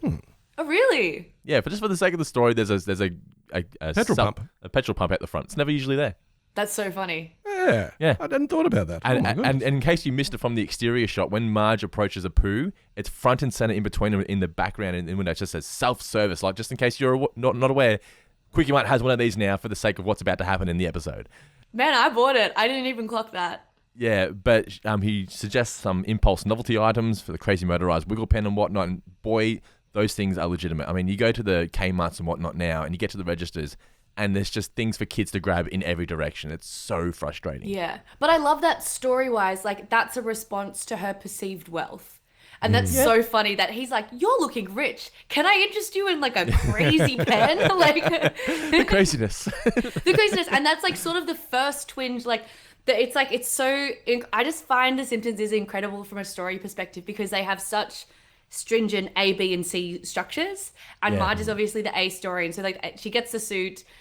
Like Lisa says she looks good. Homer says she looks good. Apu says she looks rich. Like there's all these like micro moments where her self-esteem and her awareness that she looks rich is growing. And I think that like just the response where he's like, get this crazy pen is like amazing to me. So that's why they pay you the big bucks as a writer. You notice all these things. Well, thank you. That's my job. I love doing podcasts where you have to watch something because you do have to notice these. Yeah. Like and you may never have noticed them if you were just watching it casually. No, and it's also this thing of like if Marge bought the suit and then ran into Evelyn, it's not believable. It's not earned. That's what we call it. We're like, you haven't earned that moment because the slow slide into her richness and her vibe is not believable. But because like Lisa said she looks good, like Homer said she looks good, and Apu says she looks rich, that's when we believe that Evelyn would believe that she looks rich. That was these seed plants, a crash course in writing right there. I didn't even realise that. But I hope this is helpful and not too deeply nerdy. No, it's great. Yeah, I love this kind of stuff. That's why we do this. But yes, this is where Evelyn does arrive. And I just love they quickly just establish that this character isn't from the same social scene because, first of all, she wants someone else to pump her gas. And she's like, well, I can't do it myself. I'm going to have to call AAA. Like, she can't even do the basics like that. So clearly she's from a different social scene. And Marge says that she used to be overwhelmed by it as well, but she can show her how to do it. And then Evelyn notices her. And I think I heard you married Homer Simpson and we discussed all that. And I just feel it's pretty sad here that Marge... Do you think Marge knew it was Evelyn from the get-go, but was too embarrassed to think that, well, maybe she doesn't recognize me, so I'm not going to introduce myself? Yes, absolutely. Absolutely. And I think we've all had that with people that, like, are cooler than us in high school. Like, I went to a Pilates class the other day for the first time ever. Please, I'm not, like, a girl that goes to Pilates, but I want to be. But the teacher was this girl at my school who was, like, a model, and I think still is a model. And she was terrifying to me. And... I didn't want to say, like, she was like, who hasn't done Pilates before? And I had to put my hand up and be like, hi, like, I've never done Pilates before. And then she looked at me and she goes, high school. And I was like, oh no. But then it was fine. But it was this thing of like somebody that I have thought is cooler than me my whole life is now seeing me and I am in this position of, you know, it's like, what's our new dynamic? Yeah. I also wanted to flag Apu pretends not to be able to speak English. Yep. Because, and that's such a like indictment on Evelyn's character. It's like Evelyn's character is so awful to service workers and people of color that Apu pretends to not speak English to get her out of there. And I think that's such a telling moment as well. Yeah. But she explains to Evelyn, do you have to reset the pump? 90% of the problem, that's all you have to do. Just click the reset button. And she has automotive skills and fashion sense, and she sort of rubs the jacket. And she says she'd come a long way from the girl I knew nothing about in high school. Marge explains how they're in different crowds. Evelyn had dead balls and skinny dipping, and Marge had her home shoe repair course. And it does feel true. I do think that's sort of like I don't know, it does feel like the cool kids are more sexually active earlier. Like I think that's a reference to that without saying that. Like skinny dipping is like... And even Marge was kind of like hesitant to say skinny dipping. It was like too racy, you know? Yes. Just that upper class debauchery, yeah. They operate by different rules, yeah. Just another way Marge is completely sexless. Yeah. Yeah. But she invites the Simpsons to the country club, and Marge can't believe it. But then this is where Mr. Burns arrives in a Ford quadricycle. He says, fill it up with petroleum distillate and re-vulcanize my tyres post-haste. We do love it when Mr. Burns is just old, right? Oh, yeah. But the Ford quadricycle, fun fact, was the first vehicle ever developed by Henry Ford. It was the first Ford car. That's the joke. That Mr. Burns is so old that he has the very first Ford car. It was a simple frame with a gas-powered engine mounted onto 4 bicycle wheels. The first one was sold for $200 in 1896, the equivalent of Australian dollars, 11,737 now. Whoa. Which it seems pretty cheap for a car. The prototypical e-bike. Yeah. Yes. Yeah, I heard there's like lots of, Model T Fords in the rivers around around America, just upside down in the river. The Mr. Burns' old gags, not that I didn't find them funny as a kid, I just didn't get them. It was always just funny sounds, funny words and whatnot. Like here, the horn, the whoo sound, and the gear that he's wearing. That's what was funny to me as a kid. But as you get older, you're like, oh, it's the original Ford car. See, that's interesting. That joke went over my head. I was like, oh, the joke is that he thinks she's a service worker. Like, that's sort of, it's like the blow at the end of the scene, which is like, yeah. And now that you're explaining it, I'm like, oh yeah, he is old. Yes. Well, that's the joke. You never really know truly how old he is. It fluctuates how old he is. But Marge is now making sure the family all look the part for the country club, getting Bart to comb his hair. Homer can't wear the short sleeve shirt with a tie, but Sipowitz, as we were discussing earlier. Classic. And Lisa says she doesn't want to go because they're, as you said, you were touching on, a hotbed of exclusionist snobs and status-seeking social climbers. And I don't like using the word hotbed, but then Marge just begs them just to behave, please, because, we rarely get to do something like this. And it's like for the first time she's finally feeling accepted, and she just wants to feel important for once. And this family, dare we say the family's almost like embarrassing for her at this point? Yeah, she's telling them not to be themselves, I'd say. Yeah. She's like, Bart, don't be a grifter. Like, also, I never noticed, I think when I was a kid, I like always identified with Lisa, but I never noticed how like ethical and like her kind of personality is, that she's like morally, she's like a real, stand-up gal for like societal left-wing issues. And it was so obvious in this episode. I was like, damn, she really is like, towing that line. Fight the power. Yeah, liberalism. It's like you said, though, Nina. I mean, the fact that she's actually going to the country club with Homer to face this woman who said, "Oh, I thought you married Homer. I heard an awful rumor that you married Homer Simpson." Yeah, it's like, here's the proof. I mean, you can say it, but actually showing that you're coming in on the arm of someone who, is going to sort of regard your husband as like a bit of a doofus. It's like, I do think it's important to note that they didn't have the family embarrass her at the country club. Like, they weren't going there and doing embarrassing shit. You know what I mean? Like, Yeah. Homer went there and he became a good golfer. We didn't get much Bart in this. That's one thing I wanted to touch on as well. I feel like if this was an earlier episode, it would have been more Bart heavy, even though it was a Marge story. Like, we barely get any Bart, especially at the country club. The only gag I think we get is when Lisa's complaining about when Brockman's daughter throws a sandwich on the ground and she's being a little bitch, and when he's talking about the guy in the bathroom who keeps giving him towels until he pays him to stop. Yeah. That's really the only Bart we get in this. But And even Homer gets the joke in that, because it's like, Bart's like, they kept giving me towels until I paid him to stop, and then it cuts to Homer with like a full stack of towels in his hands, and he's like, you just had to keep going, you gave up too early or something. could have held it long, boy. Yeah. So good. But they arrive at the Springfield Glen Country Club, home of the tippling gadabout. Do you know? So I looked up what the meaning of a gadabout is. It's apparently just someone, a pleasure seeker or something? like a socialite. Socialite, yeah. Okay, so the drunken socialite, okay. But Marge says to the guy at the gate, we're not poor. And the family look at her like, why did you say that? Why would you say that? Yeah, yes. But it's clearly we're seeing here, Marge, her priorities are already shifting. She's trying to be somebody that she's not. But is she trying to be somebody she wants to be, though, or she's just trying to fit in for the first time? Yeah. I don't know if it's fit in so much as, she has an idealized version of herself like so many of us do. But she's trying to escalate the family. Like, I think that's something even in when she's at the the discount store in Ogdenville, and you see, Cletus and his kind of hick wife, and it's sort of like, this is who she doesn't want to be. And so she is trying to climb the ranks, like, to live a better life, I think. And I think if we were all in this situation, we would probably kind of react the same way. The idea of just being involved in the country club, it's like, oh, this makes me feel special, makes me feel important. We probably would be the same. Dude, like the Qantas Lounge is a perfect example. Like the moment I reached Gold because I fly a lot for work, and there was one day I always heard there was a secret comedians group because comedians fly a lot for work, and comedians fly so much that they can get into like gold status and then get into the Qantas Lounge whenever they want. And there's a secret comedian Qantas Lounge Facebook group for and that was like my WhatsApp chat. yeah, exactly. And I was like, that's my country club. Like that's my personal country club. Like when I was a young comedian was like, I just want to fly so much and tour so much that I get into the Qantas Lounge. Can you recall when you finally felt like you belonged in the Australian comedy circuit, or in the scene? Like when you'd made it. I know that's a cliche, like you made it, but like, can you remember the first time where you felt like, oh, no, I can consider myself a genuine comedian now. I've made it. I've gone pro.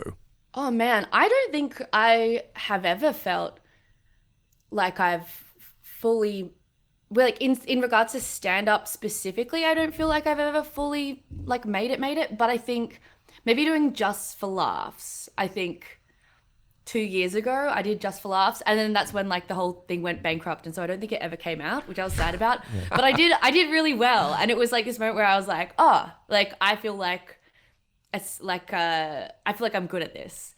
So I was about to say, what happened to Just for Laughs and bankrupt? Apparently, I had no idea. No, but it's back. It's back. Oh, okay, good. But I don't know where But they deleted all your footage. Well, yeah, I was like, I nailed every joke. I was so bad because I get so stressed before these things, and I was like in my head about it. And then I went out and I took down a heckler. Like that's the other cool thing. You know when they you catch a heckler and you're like, fuck you, and then you're like, eat shit. You don't say that. You be funny about it. But it's just like Eat shit. I was about to say, what a burn, Nina. yeah. They're like, you're not funny, and I'm like, fuck off. You're not funny. But I don't think, I think I had someone like yell something at me, and then I like took them down, and I was like, so glad this is caught on tape. There's 20 different live cameras, and then they went bankrupt like later that year, and then no, I never saw the footage, and I'm just like, they must have had the footage. Though. They filmed it. I don't know where it is. They did several nights. Mel Bracewell hosted the whole thing, who I love, and she was like, I'm like, what the hell? And then this year they started Just for Laughs again, and because I haven't been doing stand-up, I don't know, didn't apply for it, didn't get to do it, but I was like... Should have just done the same shtick and like got someone to do the heckle bit that you remember. Yeah. Just do the same thing. That'd be so good, just get a plant. But I'm not that forward-thinking enough, and I reckon if I did plant a heckler, I would fuck it up. Can you tell when someone's planted a heckler? Because there are comedians out there where you're watching this going, oh, all your things are just hecklers, and it's like, you've just planted these guys. Yeah, I think if you went to Goulier Clown School, if you're a Goulier clown, the heckler is 100% fake. That's sort of the rules. Do you know Goulier? They're like... I have no idea what you're talking about. I was about to say, now. can you explain what that means to us dummies? Oh, there's so at the comedy festival, there's sort of like two kinds of shows. There's like stand-up comedy shows where it's like a person and a microphone, and then there's people that do physical comedy where they'll pretend to speak a gibberish language for like an hour and like crawl into the crowd and pick on people and do all this stuff that's kind of nonverbal. That sounds nightmarish. Yeah, it is, and sometimes it's really funny. Like when it's done well, it's incredible, and when it's done bad, it's so painfully cringe, and you're just like, what is happening? And you're like, they're not in control of the room. But sometimes those people blend that sort of physical, curious clown nature with stand-up comedy, and usually when those people have a heckler, that's like a plant. That's how I tell it anyway. Yeah, okay. Yeah, because when I go to a comedy show, I'm not paying to be a part of the show. I hate when comedians point out, hey, you, what do you do for a living? I'm like, I don't want to be involved with this. Yeah. I want to sit in the dark and just watch you. Can you please just tell me jokes? Yeah. I'm here for the monologue, not a dialogue. But this is where they arrive at the country club, they nearly run over Krusty, yada, yada, yada. That's good. So Krusty is what they call a runner. Yes. So you know how like every time you cut back to Krusty, he's getting hurt? Yep. That's like a running joke, essentially. And that's like the C story, I think is what you would call that. And that's when you just keep cutting back to like somebody getting hurt, basically. No, it doesn't always have to be someone getting hurt, but it usually is someone getting hurt. The first time I ever noticed that kind of thing was on The Simpsons. And I think it was Treehouse of Horror 5 where Willie keeps getting the axe in the back. Yeah. Like every segment you're like, that's like a little mini story in itself. But yeah, like, so it's called The Runner. Is that the term? Yeah, that's the runner. Or often they have that as the C story. So like in sitcom writing, there's 3 stories at play usually. There's an A story. So in this case, that's Marge. There's a B story. In this case, that's Homer and the golf. And then there's like the C story, which is Krusty. And usually the C story, like I think from memory, Krusty's is like, you know, he like gets hit in the head, or he gets driven into by a car, gets hit in the head with like a ball, and then there's probably like a moment where you think he's not going to get hurt, and then he does, and that's just sort of... Homer throws his club, and the last one he just steps on Krusty's head. Yeah. Like, it's and funny. they make the joke, and they have the button at the end is, "I knew my people weren't welcome here." Yeah. But yeah, so Evelyn greets them at the door, and you wore that lovely suit. So just acknowledging that it's all about the suit, what you're wearing, and she introduces all these women who have normal names but pronounced differently. So Corinne, Gillian, Elizabeth, Patricia, Roberta, Susan, and I just think it's so perfect. Like little just gags like that, I just absolutely love. It's just acknowledging that these people, even though their names are probably just Susan, but she's Susan. It also reminds me a little bit of you know that Key and Peele sketch that's like A Ron, like D nice, like it is sort of like that's going into like AAVE, like African American vernacular, but this is sort of like the upper class, like white, you know, like version of that, which is like Susan, yeah, Susan, yeah. But Marge then says that you look like a lovely bunch of people, and this is where Susan says that's the trouble with first impressions. You only get to make one, and Susan is such a cow. I know she probably means nothing by it. It's just who she is. But I could not be around somebody constantly taking me down. It would destroy me. I do feel like that's the trouble with first impressions. You only get to make one. It feels like a Nora Ephron quote. Like it feels like a quote from like a Woody Allen film. Don't you think? Like it's just. It feels like someone from New York would say that, you know, while drinking wine in like a 4-bedroom penthouse. Funny you should mention that, Nina. Oh, yes. Apparently, the writers drew inspiration from a New York writer named Dorothy Parker, a very famous, well-known in the earlier 20th century, a member of the Algonquin Round Table, a sort of which has been name-checked on The Simpsons in the past and other shows. She's really well known for just coming up with like these great witty one-liners that have sort of entered into just the common language. I mean, there's as a writer, she came up with the most famous one, which is like, "I hate writing, I love having written." That's which is like everybody knows that. That's so funny. That reminds me of, is it Rita Rudner, which is like, oh, no, it's not Rita Rudner, it's someone else, which is, I love deadlines. I love the sound they make as they whiz by. Past. Yeah.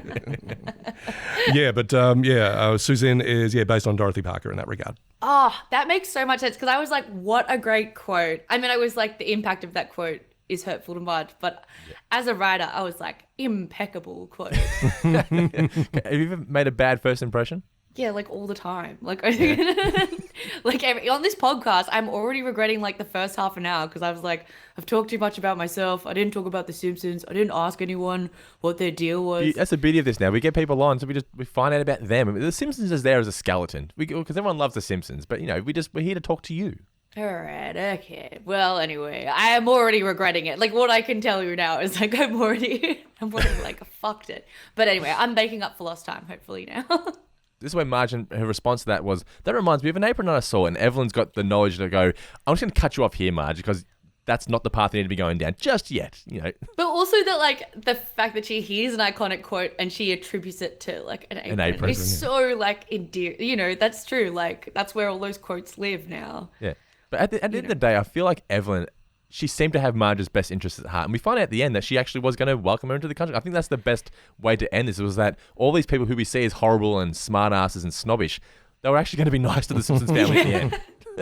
Yeah, they were ready. They were ready. It's almost like we were judging them by purely because, you know, because they're rich. And it's like, well, maybe they were nice people.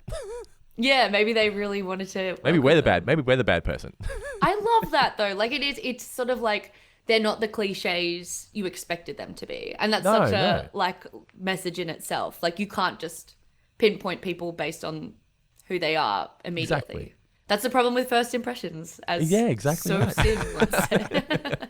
She says though that the family can go enjoy the country club, and this is where, as you were saying earlier, Nina, Homer says that, you know, let's go sit in the car until your mother's done fitting in. So I love that line. It's such a good, like, I think it's like using subtext as a punch, like blunt subtext as a punchline is one of my favorite genres of Simpson jokes. It's almost like a bit passive aggressive as well. Like if you said that to someone in real life, you'd be like, now I feel guilty for wanting to fit in. But he delivers it with such earnestness. Like he's so comedy about it. You're like, he doesn't realize. I don't know. I love that line so He's like, much. I can't be fucked being here. Let's just go wait in the car, put the radio on, go to sleep. Yeah. And the fact that whole family is like, we don't belong here. Like straight up, they're just like, they're like, they don't have to stand in the enclave. And like their family is like, we do want to stand in the enclave because this place sucks. Yeah. Yeah. But the group of women, they're all now discussing, why shout yourself hoarse at incompetent sales clerks when you can nearly order everything online via mail order? Hey man, unfortunately, I agree. But it is the year 2025. I don't think in 96 I was doing that. It's funny how in 96 what seems snobbish and la-di-da is now just the norm. Like I go to a shop and I see something that I want, and my first thing is to pull out my phone and see if I can find it cheaper on eBay or something. I never think to go, I'm going to pay retail for this. There's got to be somewhere online that's got this cheaper than this place right now. Oh, absolutely.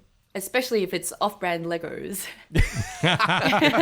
AliExpress, thank you very much. Yes. This is where Evelyn says she won't eat anything unless it's shipped overnight from Vermont or Washington State, and we order our steaks from the New Yorker. Just very la-di-da. I thought that was very funny. I don't get this gag, but I'm sure you guys do. So Susan says she thinks LL Bean and Eddie Bauer are selling her the same honey. Now, they're both clothing stores, right? Pretty much, sort of outdoorsy gear. So what does she mean by they're selling her the same honey? Like, that gag's way over my head. It's pretty much that LL Bean and Eddie Bauer are kind of interchangeable. The label is really the only thing that's a difference between the two of them. Okay. So the honey she just means it's just metaphor for clothes. Well, I feel like it's almost like when she's like, I order my steaks from the New Yorker, it's like I do this thing that's like not possible to do because I'm so rich. I think that's sort of the gag, which is like, the like the New Yorker is this like upper crust. And again, like, that's another, it is, to me, it is sort of like, the like a bougie fucking liberal newspaper is sort of the vibe of the New Yorker, right? They have the little cartoons and like, the writing with the serif, like it is, having a New Yorker subscription is like a flex, I think. Yeah. And so to be able to order steaks, and I don't know, that's my interpretation, but maybe someone who lives in New York could tell me different. No, I think that's very much the case. And I think the markup on a steak that you would buy from the New Yorker is going to be like something like 500%. But you're doing it, as you said, purely for the flex. Yeah. It's not going to taste any different to the one you get from Aldi. I mean, if we could flex, we'd all do it too, right? Oh, fuck yeah. Order steaks from the New Yorker. Yeah, if we could all flex something like... If we could just buy something that's expensive just because it's expensive and we could afford that, we would totally do it, right? Some things yes, some things no. I don't know. I think I just have like scarcity mindset where I'm just like, it could all... I'm not rich by any means, but I'm like, everything could all disappear in a heartbeat. Like, I'm just like, it's a weird... It's like the war or something, Well, Nina, you're a freelance creative in the year 2025. I mean, I think anxiety is kind of the fucking default mode. yeah, it's true. It's normalized. But this is one of my favorite moments in the episode, purely because of how confident Marge is when she says this. So she says she orders through the mail, but in a different way. Each month, Good Housekeeping arrives bursting with recipes. And sometimes the most satisfying meal is the one you cook yourself. And she's so confident and happy when she says this, and it's 100% true. Like, cooking your own food, I just find so much more, I get so much more out of it than going to a restaurant and paying someone $50 to cook something I could have made for $15. No, I have the same thing. Like, I don't have Uber Eats. I don't have any delivery apps on my phone because I'm like... Neither. And also, there's something when you, like, cook food yourself, you're like, it's free. Even though it's not free. Like, even though you spend like $100 on groceries, you're like, I just made, like, a steak and a salad. It's free. The thing is, though, it's usually leftovers as well, which is the good part. That's true. And then you know what's in it. There's something about knowing what's in it where you're like... I honestly did this the other day, though. I mean, this is how precarious things are, economically speaking. But, it's like, I've gone to Coles, I'm like, okay, so I've got the southern fried chicken burgers, whatever. Okay, there's 3 in the pack. That's roughly like $3 a burger. You get the bun. Okay.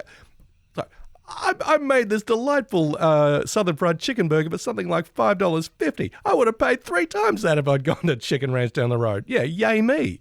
I love doing it, but that's like, it's so sad. I remember being in Bathurst, like a uni student with no money, and I remember we had frozen chicken. Like, it was like 3 months old and it was frozen. It was like the wrong color, but we didn't have any money for dinner and we were all craving KFC. So we breaded, like we made breadcrumbs from our frozen bread. We breaded the chicken. I think we had 1 egg and we put like maybe water in it to kind of stretch the consistency. Milk and stuff. I make stencils all the time. Yeah. and we just like schnitzeled it, and we like I think we like bought potatoes. Like we were just like we need to have KFC, but there's no way we can afford it, and it makes you creative, I think. I love this is our Great Depression. Yeah. It's like being poor is fun. Well, you get to game the system in a lot of ways. And sometimes you discover new recipes as well. You're like, that place would never have put that ingredient with that one, but I fucking did, and it tastes great, you know? Yeah, exactly. So Like this morning I went to a Father's Day breakfast at my daughter's kindergarten, and they had egg muffins, and they had smoked salmon, and they had hash browns there. And they tasted like shit and because salsa. they didn't make it your way. No, they had, it was all separate. So they just had egg muffins that were plain, right? And they had salsa there, and they had smoked salmon, and they had hash browns, and I chucked it all into this muffin, and it was fucking delicious. And I would never ever think to combine all those three things. I can't believe you hacked the menu. Salsa and smoked salmon? What the fuck? Yeah, and hash brown and an egg in a like English muffin. It was delicious. Yum. I love that you hacked the menu at your daughter's Father's Day breakfast. Like, all these people just having eggs, plain eggs. I'm like, chuck it all in, guys. Let's do this. Yeah. You're like, I'm freaking crazy, dude. What if we put a hash brown on this shit? I remember back in school, we'd buy cheese and bacon rolls from the school canteen and put hash browns in them. It was fucking great. It was like it was like the thing everyone did. We bought a hash brown and a cheese and bacon roll. We'd all sit there eating them. It was like we hacked the system. Check out Anthony Bourdain over here. But yeah, so this is where Marge, she's made a good anecdote about the good housekeeping and whatnot, and this is where Patricia's like, you know what, I did that as well. It reminds me of that time that we had to microwave our own soup, and I just love that. You know, of course that it was a horrible mess, but you know, Iris didn't mind cleaning it up. Like we didn't want to wake him up to cook the food, but we woke him up to clean it. Yeah, and also the fact that like microwaving soup is the easiest thing to microwave. Like it's not like you just put it in and you take it out and it's soup. Yeah. Like it's like. It's so funny. You have to do anything. You pour it in and you push go. That's it. Yeah. Yeah. These people are so incompetent. Yeah. Marge is so high on life, though. She did a great job fitting in, and now they have guest passes, and perhaps they'll invite them to enjoy. And Homer's like, wow, you must have really done a number on those rich suckers. And she says, you know, don't thank me, thank this new suit. My favorite bit is when she's like, it's so opulent and classy, like the Playboy mansion, but non-sexual. And I was like, that is such an... Like the Playboy mansion is like the tackiest place on Earth. Is that still a thing in 2025, the Playboy mansion? I think it is. I'm not sure. It still exists, but I think it's even more sad than it once was. I think once Hefner went, it was kind of like that was the end, right? Oh, yeah. Well, it's like a venue now because there's like pools and like stuff and like monkeys and like a zoo. Like it's more like a weird freak show, I think, now. I think the Playboy brand has been somewhat devalued. I feel like it's been reclaimed by feminists. Nah, just kidding. But I do think it is back. We warned you. Like, because the 2000s is back and Playboy was such a, you know, important part. Like that picture, like the little bunny logo, I think, is back. Well, it's like you go to Kmart now and there's like kids' clothing with the Playboy logo on it. I'm like, what are we doing here? I remember when I was a kid, there were girls at my dance school with Playboy stuff, and it was seen as like a really cool grown-up thing. But in hindsight, not good. But we're at the club again, and Kent Brockman's there with his daughter, and she's yelling at Fritz. An idiot. He gave her. She didn't want a bologna sandwich. She wanted an abalone sandwich. She throws it on the ground, and Lisa goes on her little rant. But then she's distracted by the horses going around in the background, because Lisa, that's one of her common threads, is that she loves ponies and loves horses. Can I just give a quick shout out to the visual gag of Kent Brockman's daughter looking exactly like Kent Brockman? I thought that was brilliant. Just in case you weren't aware. Yeah. What do they call it now? Punnett Square. I think that's what it's called when a kid looks like their parents. Called Punnett Square. Punnett Square. Okay. We're learning a lot of things here. I love that bit that like even Lisa Simpson, like the most ethical member of that family, is tempted by horses. Like she's just like a little girl at the end of the day. That's just like. In this next scene here, we get a great use of just animation in general. So it's where Marge is playing cards and she's got the winning hand and she's going to have the inner monologue. What do I do? Do I win or do I want to make friends? Because she thinks if she wins that they won't like her. And so it's going higher and higher in her hair. Just a visual gag. And then at the end it's, don't ask me, I'm just hair. You know, your head finished 18 inches ago or whatever like that. Yeah. So it's just a great use of the animation. But she puts the cards out and she wins. And I think someone says we could have won too soon if you had to change suits. And she riffs on Marge again, saying, I thought changing suits was out of fashion. Marge. And poor Marge doesn't know what to do, does she? No, she doesn't. And I think there's like, they make fun of her a little bit, but then at some point they are like, and just like you ruined that beautiful Chanel suit. It's, you know, like they want her to change the suit, but then they make fun of her for ruining it. Like she can't win. Exactly. But Homer's now playing golf. He hits his own foot and he starts cheating, but he's done it the wrong way because the traditional way is to lower your score, as Tom Kite, golf professional, points out. I've never seen Tom Kite play a round of golf in my life. I used to like watching golf when I was a kid, not really so much anymore. But I thought Tom Kite, for the time he appeared on screen, was a pretty good guest star. I thought he was really funny. Yeah. I mean, I just assume, I think like when they show you those people, you just go, yeah, of course that's like a professional golfer, you know, like. But he genuinely is, yeah. And I just love that, you're a natural. What does he tell you? Don't overthink it. Keep your head down. Pretend no one else is around here, and then go at your own pace. And before he even finishes that sentence, Homer's already swung the ball. He does a really good shot. You're a natural. Now you just need your own set of clubs and stay the hell out of my locker. I just love that you can keep the shoes. Yeah, but also the bit where he goes, pretend no one's here, and then Homer Simpson scratches his butt and does like a disgusting burp. And I'm like, that's the only bit that Homer listens to. Yes. Also, don't overthink it. Not an issue. Yeah.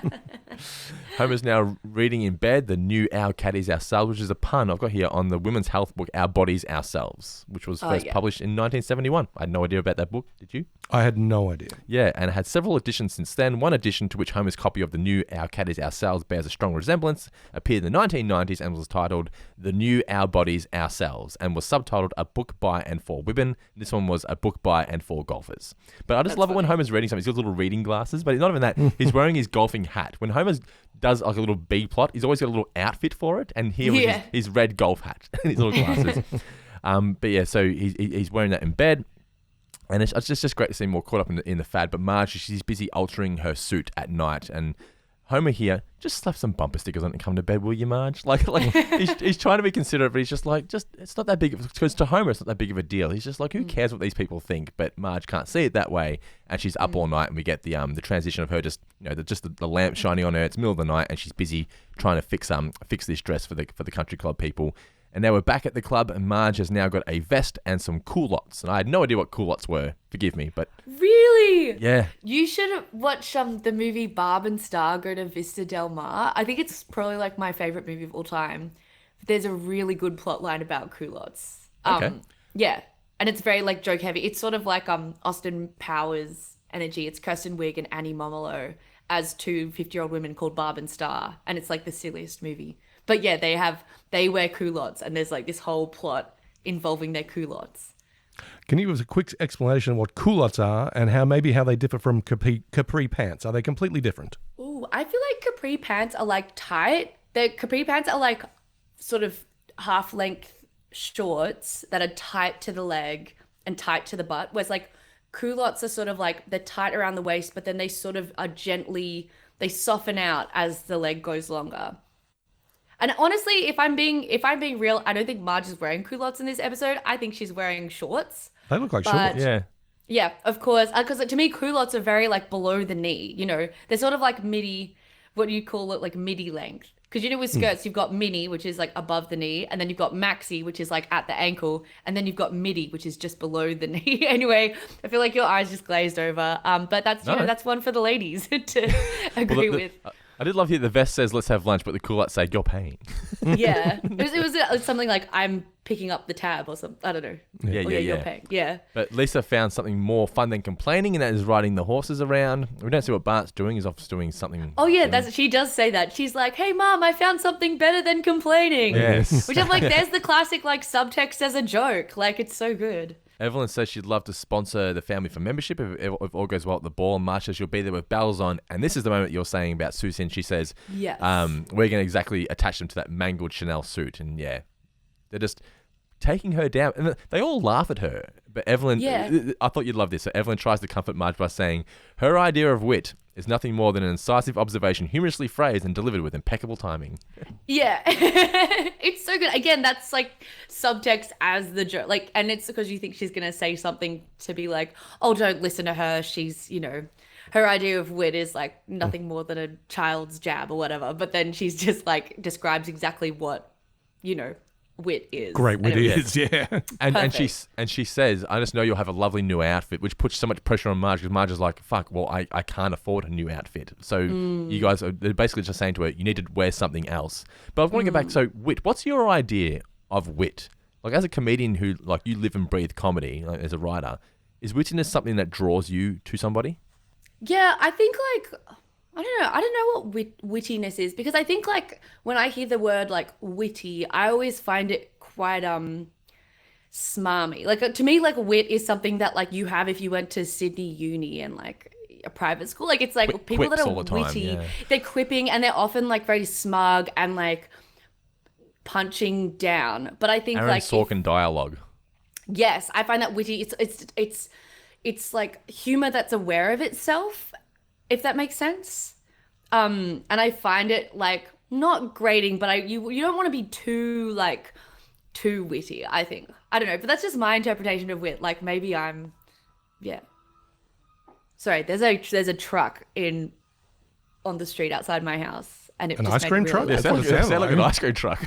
I wish. I think it's like a garbage truck. We're cutting this short. Dude, I'm not in an ice cream truck. It's the middle of winter. Like, you're not going to... We had an ice cream truck drive past our house like 3 nights ago. It was raining outside and it was cold. And the kids are like, ice cream, ice cream. I'm like, who the fuck is buying their kids ice cream now? It's like 7 o'clock at night on a Monday or something, or Saturday, whatever. I was like, yeah, anyway. But yeah, ice cream trucks, good fun, good times. Yeah.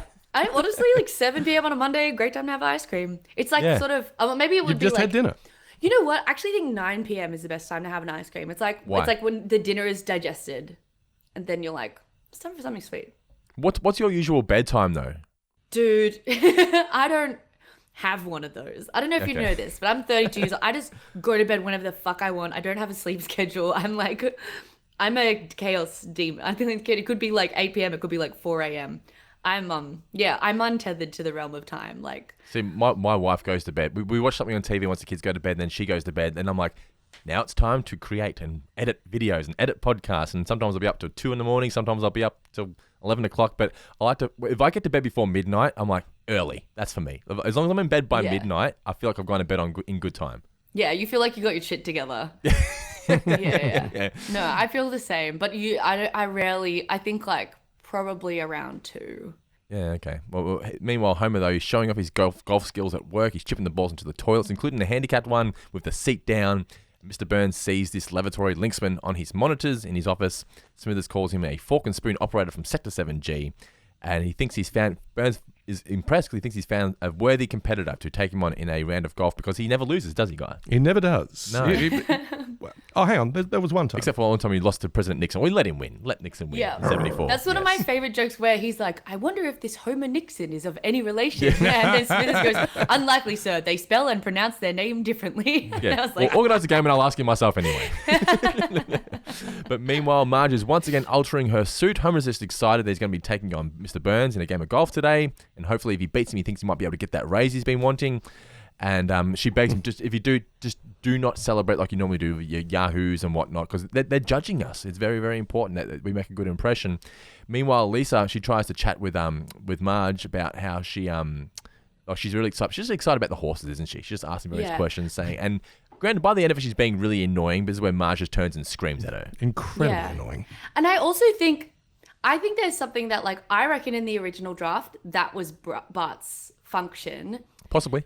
But I think there's something to be said for Marge and Lisa's relationship in this episode, which is Lisa's the one that's like, do something for yourself, mum, blah, blah, blah, blah. And then at the end, Lisa is the person that says, I just thought you looked nice. And so I think in order to kind of track that relationship and make it earned, as they'd say, I feel like they gave this moment, which is a very Bart moment, like being fucking annoying. Like, Lisa's the one who's always like the moral center of this family, and Bart's She's just so the one excited, you know? Yeah, but she's so excited. And so I think that there is something I was like, this feels quite out of character to give Lisa this very hyper childish moment. But then I was like, I think story-wise, it's more poignant if More powerful. Yeah. Oh, her yeah. daughter is the one, that's pissing her off. Also, too, Lisa, the one who's usually just never shutting up, she's speechless when Marge screams. She doesn't have anything to say back. She's almost like she's scared. She just leaves.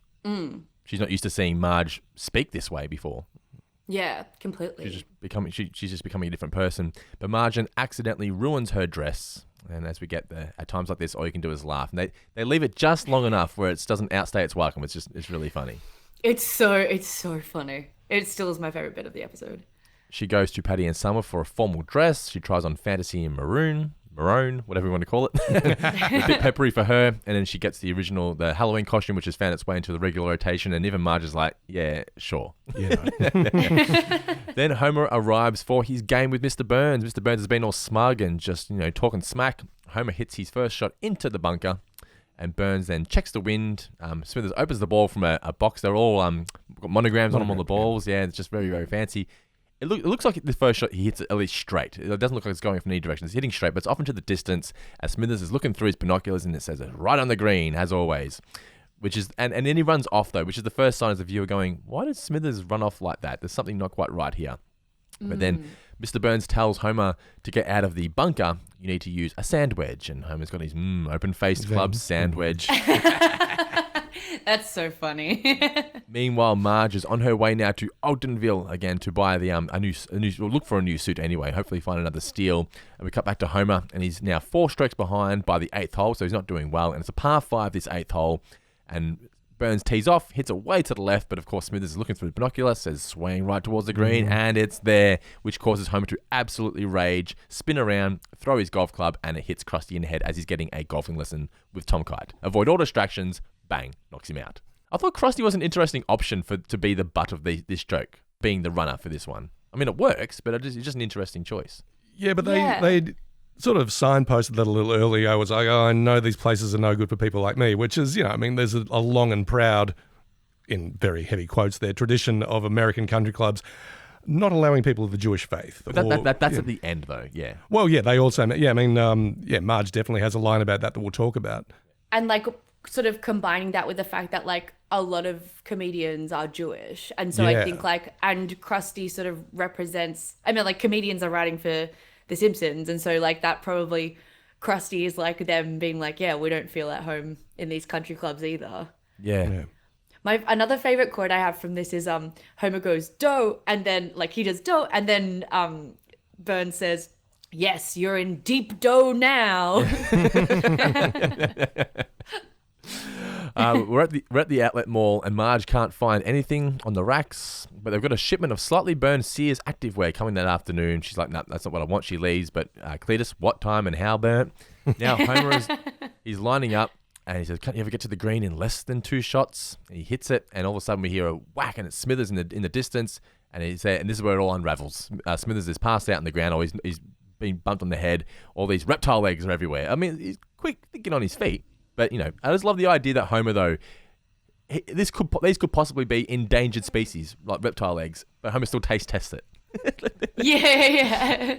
Any egg is worth eating. Yeah. Yes. But I love that he has to, they're obviously golf balls. They're, an idiot could know that it's golf balls, and then Homer's, has to try eating one to discern that they're just not in case. reptile eggs. He's like, these aren't. Hey, golf balls, you've been cheating is where Burns finally realised. Because I think it's actually a nice trait here that Burns didn't know he was cheating all this time. He was all this smugness was because he genuinely thought he was good at golf. He wasn't being a liar. He thought he was just winning all this time. It's actually Smithers who's been lying to everybody this entire time. Completely. And I think that's also a class comment, right? That's about the people who uphold the class system by being subservient to I feel like there's some kind of comment there that's Smithers is this bottom feeder that's just feeding off Mr. Burns and inflating his ego so that he can stay in the club scene. Because that's true. If Smithers didn't, pay lip service to Mr. Burns and act on his every whim, then he'd probably be kicked out to the curb until another yes man did. I find their dynamic so interesting, from a class perspective. I also like the visual too of when Burns thought he was winning, he was very in Homer's face. And the second he realizes, oh my God, I've been cheating this entire time, he stands and hides behind Smithers. Yeah, he's a pussy. Well, it's great that the episode is titled "Scenes from the Class Struggle in Springfield." It's not just using the most obvious alternative title, Marge gets a new dress or something like that. Everybody's involved in the class struggle. There are multiple levels of this and multiple facets of it. Yeah. But they blackmail Homer here to keep quiet about it all because he'll push for membership for the Simpsons family. And Homer's like, I don't care about that. Yeah, but does your wife? And it's a good Homer moment because he's like, yeah, Marge does want this. I better not fuck it up for her. So then, as he's walking off, this is where he steps on Krusty's head. And I knew my kind wasn't welcome. That's what I was saying, yeah. Marge is then driving to the actual Chanel store. She's looking in the window. But But then we cut to Marge wearing that dress down. It was the dress that was in the window, wearing that dress down the steps. And Lisa can't believe, oh my God, 2 great dresses, because Marge lies. She says, I got it from the outlet mall. And Lisa, she can't believe it. You got 2 great finds? What did it cost? It's almost like Marge, she knows she's done the wrong thing. She just can't admit it. She's so deep now in this new scene that she just has to pretend, oh no, I didn't pay much for this dress as well. But this is where Lisa's like, just how much was it? And I think, what is it? Why do you have to question everything I do? And then, as you were saying earlier, she says, you look nice is all. Lisa's just... But also, just like, she's so guilty that she can't enjoy a compliment from her daughter. Yep, like, that's she's it. like, and because Lisa's the one that pushed her to do this in the first place. Lisa wants her to be happy, you know? Yeah. But she's taken it too far. Yeah, exactly. Yeah, it's not doing well at all. But have we skipped over the bit where they say this is what they say they're going to do on the way in. So we'll get to that bit in a minute. But they arrive there. Homer's driving up to the main building, and she's like, "You can't do that. Well, someone might call me sir without saying you're making a scene," which I think is just fantastic. But Marge just refused because what she said, they'll see the coat hanger antenna, the dent in the side, like it's just not going to happen. She takes the keys out. But then the family, as they're all walking in, they explain their plans for the night. Homer's going to say his anecdote. They got him bleeped out on the radio. Yes. Who's going to bleep him now? Bart's going to pose as an Italian count and get some old lady to leave him all his money, just basically a Nigerian prince. That's what we call them these days, don't we, in the emails? Yep. And Lisa's going to ask if any of the workers, or any of the people there know their servants' last names, or in the case of butlers, their first. And Marge just turns and she rants. She's like, no, enough. No vulgarity, no mischief, no politics. Just be good. And I've found myself saying this quote sometimes to my kids, not even thinking it's a Simpsons quote. I'm just like, fuck me. Just for 1 minute. Just be good, please. Just stand still. It's the easiest, I always say, it's the easiest of tasks. Do nothing. Just stand there. Why are you waving your arms around? Why are you kicking things? Just stand still, please. Well, you're of a mind that their behaviour is going to reflect upon you and the way that you've raised them, all the choices that you've made. Of course it does, yeah. I mean, the choices that you've made in your life in terms of like, this is my partner, this is the person that I've signed up to be with, and here they are, having one too many and just fucking up the night for everybody. But it's shame, right? Like, that's the motivator there, is that she's ashamed of her family, and like, she's ashamed of herself for buying a dress that her family can't afford, and she's ashamed of her family. Like, do you know how embarrassing it is for me? Like, and I don't know, I shouldn't feel this way, but when my wife, she's very successful at what she does, right? She's smart, she's intelligent, she's incredible, right? I love my wife, but and I do podcasts, and I stay at home with the kids, and I do podcasts for a living, and I feel like I'm not pulling my weight. And like, so when we go to places and they're like, oh, what do you do for a living? Oh, I'm this businesswoman. And what do you do? Oh, I do a podcast on The Simpsons. I feel so shit. I'm almost embarrassed to say it. But like, I mean, like, yeah, but that's like, if that's the worst thing about your job, like, then that's pretty cool, right? Like, but everyone always if you goes, get to have so much fun. Everyone always goes, wow, that's so cool. But I'm always like embarrassed to admit it. But every time I admit it, they go, that's fucking awesome. I'm stuck at a desk all day. You get to do this shit, Yeah, it's people are probably like wildly envious of it. But I can't help but just feel like I'm not carrying my weight in the relationship because I just sit at home talking about The Simpsons with incredible people like yourself. I pick the kids up from school, I cook the dinners, I get them ready for bed. I do all that stuff as well. But you do a fun job and she does a real job. Yeah. Yeah. Would you call your job a real job or a fun job? Fun job, for sure. Yeah? 100%. Yeah. Comedian? I mean, writer's a real job, right? No. I don't think any creative job is a real job. I think like real jobs are like where you have to like go to work and like people really work depend for somebody. On you to... Yeah. Are you turning in words and getting paid for it, Nina? Yeah, but it's not. You're a professional. Like, if my job is like sit at my computer and eat M&Ms and like laugh at my own jokes, I consider that a fun joke, and a fun job, and I feel very like it's never lost on me like how blessed I am to do that for a living. But it is like an incredible privilege. It's tough. I mean, I don't want to be finding a loophole. Like, you guys have found a loophole by being a pop culture podcast and successful at it. I think maybe that's what you should say. You should say, I run a very successful Simpsons podcast, because I think if I met you at a party and your wife was like an awesome CEO boss babe and you were like, I run a Simpsons podcast, I'd be like, oh yeah, cool, man. Like, but if you were like, I run like a podcast network essentially for a pop culture conglomerate, I'd be like, oh, that feels way more respectable. Well, when people go on our social media, they're like, oh, Shit. Okay. You've actually got a following. Yeah. I get the same where I'm like, oh, like I'm a writer. Sometimes I do acting, and people are like, oh, one day you'll make something good, and I'm like, yeah, man, one day. Well, if you turned on the TV last night, you may have seen me. Yeah. Well, it'll be that thing. It's always that where they're like, oh, just keep at it, and then someone will be like, I loved you in Taskmaster, and I'll be like, yeah, thank you. But you can't correct them, like They always Yes, just you realize when can. they follow you on Instagram. Tell them to go watch Deadlock and then tell them to shut the fuck up. Jesus Christ. I'm fucking sick of this shit. No, but I like it. I think it's telling like when people sort of take you at their own estimation. I don't feel inclined to correct them because it's fun for me. Then I get to be a character as well. Well, do you feel like if someone doesn't recognize you, you can sort of drop your guard a bit and not have to be funny, Nina? Yeah, well, I'm never funny. I try to be funny as little as possible. I'm like, no, I don't try to be funny, but it's like, whenever I have to tell someone that I do comedy, I'm like, I do comedy, but I'm not funny. Like, and then I think people just laugh at that because it's like a stupid thing to say. And then I can do whatever I want, but I just don't want people to expect. Because you don't want people to expect jokes all the time, do you? Yeah.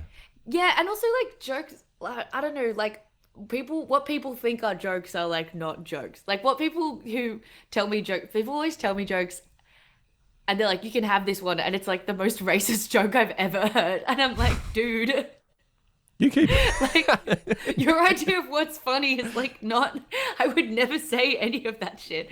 So yeah, I don't know. Or it's like really lame, like a dad joke, and I'm like, okay, cool. Like Dad jokes are my thing. yeah, that means dad jokes are everyone's thing. But let's wrap this up. So basically, Marge, she stops Yes. you. Well, first of all, though, this is where Homer says, Bart says, I'll behave. Lisa says, I won't say anything controversial. And Homer says, I just won't say anything, okay, honey? I thought it's just beautiful. I know if I open my mouth, I'll fuck it up. I'll just won't say anything at all. And Yeah. Maggie then sucks on her pacifier. We call it a dummy here in Australia. And Marge just gives her a frown. Like even Maggie's in trouble for doing absolutely nothing wrong. And Homer says, you kids should thank your mother. Now that she's a better person, we can now see how awful we really are. Oh, sorry. If you go back frame by frame, you can see my heart breaking in real time. Yeah. I love and hate that simultaneously. Yeah. Yeah. This is where Marge stops. She turns around. She runs and gives Maggie a big cuddle. She can't believe, like, she realizes now, this is not who I want to be. This is not who I am. And she says to Homer, I like your in-your-face humanity. I love the way Lisa speaks her mind. And this bit here, she goes, I like Bart's. And he looks at her and he's like, oh. And she goes, I like Bart. And I'm like, that is just so beautiful. Like, nothing in special in particular. Just, I like you, buddy. I just love you. You're my boy. I love you. You know? And it's just, it's so sweet. Yeah. And she says she prefers her old green dress. And she says, I've spent my life savings on this dress, but it won't matter. At least we'll have a $3,300 credit at Chanel. I'm like, I'm not sure That's that so fixes funny. things. I think that's so funny that it's like she can't even get the money back. Like she's Yeah. But Homer's like, well, they sell beer and gum, right? And then Marge says, let's leave because I don't want to be part of any club that wants this version of me as a member. And Lisa says they wouldn't have Classic. accepted us anyway. And it cuts to the party and welcome Simpson family. And there's a big thing just for them. And everyone's like, I can't believe she's not here. She's missing her own initiation. Sue Sin says, I hope she didn't take my attempts to destroy her too seriously. And Mr. Burns has baked Homer a cake. He's pickled the figs himself. Like he made the effort as well. It's just that's the best way to end this, as I was saying, is that we've spent the whole episode judging these people for being rich snobs, when in the end of the day, they really wanted what's best for the Simpsons. yeah. But now at Krusty Burger, and the squeaky voiced teen says, you guys just come from the prom? Well, kinda. And Marge says they realise, they're more comfortable in a place like this, and he thinks they're crazy. And I think at the end of He's the day, like, why? This is a shithole Yeah. or something. Yeah. I think that's what makes this episode so relatable, for just like the common viewer, is because, like, at the end of the day, we might like the idea of going to a fancy club, but we all like to just be eating at Krusty Burger, right? Yeah. It's like you don't have to perform. You don't have to like pretend that you belong to this insane group of people. Yeah, that's it. Yeah. I think the lesson is that you can make a Krusty Burger at home for much less. With frozen discoloured chicken and breadcrumbs and Yeah. But that is the end of the episode. But yeah, so scenes from the class struggle in Springfield. It's one of my top 10 favourite episodes of all time. This is the era of The Simpsons that because I wasn't allowed to watch The Simpsons when I was a lot younger. So when I started watching new episodes, it was about this time. So I think I hold those ones. I have more of a nostalgic connection to these ones. I remember watching this one when it was a new episode. But yeah, thank you for choosing this one, Nina. Oh, thank you for letting me do it. And I can't believe it was the first episode credited to a female writer. That's so cool. Yeah, Very historic. writer and I think there was female writers, but the first time it was a director and writer, both female at the same time. Perfect. But yeah, Thank you for chatting for so long. Sorry we've kept you for so long. No, that's okay. I'm really unemployed, so thank you for Aren't having we me. all? Yeah. Fun employed, I believe, is the current term. Fun. I'm fun employed. I'm not unemployed. I'm still like working on stuff, but it's very. I think I'm like. It's not being like staffed on a TV show or having to go into work every day, I guess is my version of. I usually have 3 jobs at once, so to have not one consistent ongoing job is very like foreign to me. I feel like I'm at sea or something, like lost in my free time. What are you working on right now? Has Gnome started filming yet? Yeah, we filmed that finished a couple of months ago. But A couple months ago. What's coming up? I mean, like Deadlock season 2, I think will come out next year. So if you want to rewatch Deadlock season 1, go ahead and do that. There's a bit of a gap in between seasons, right?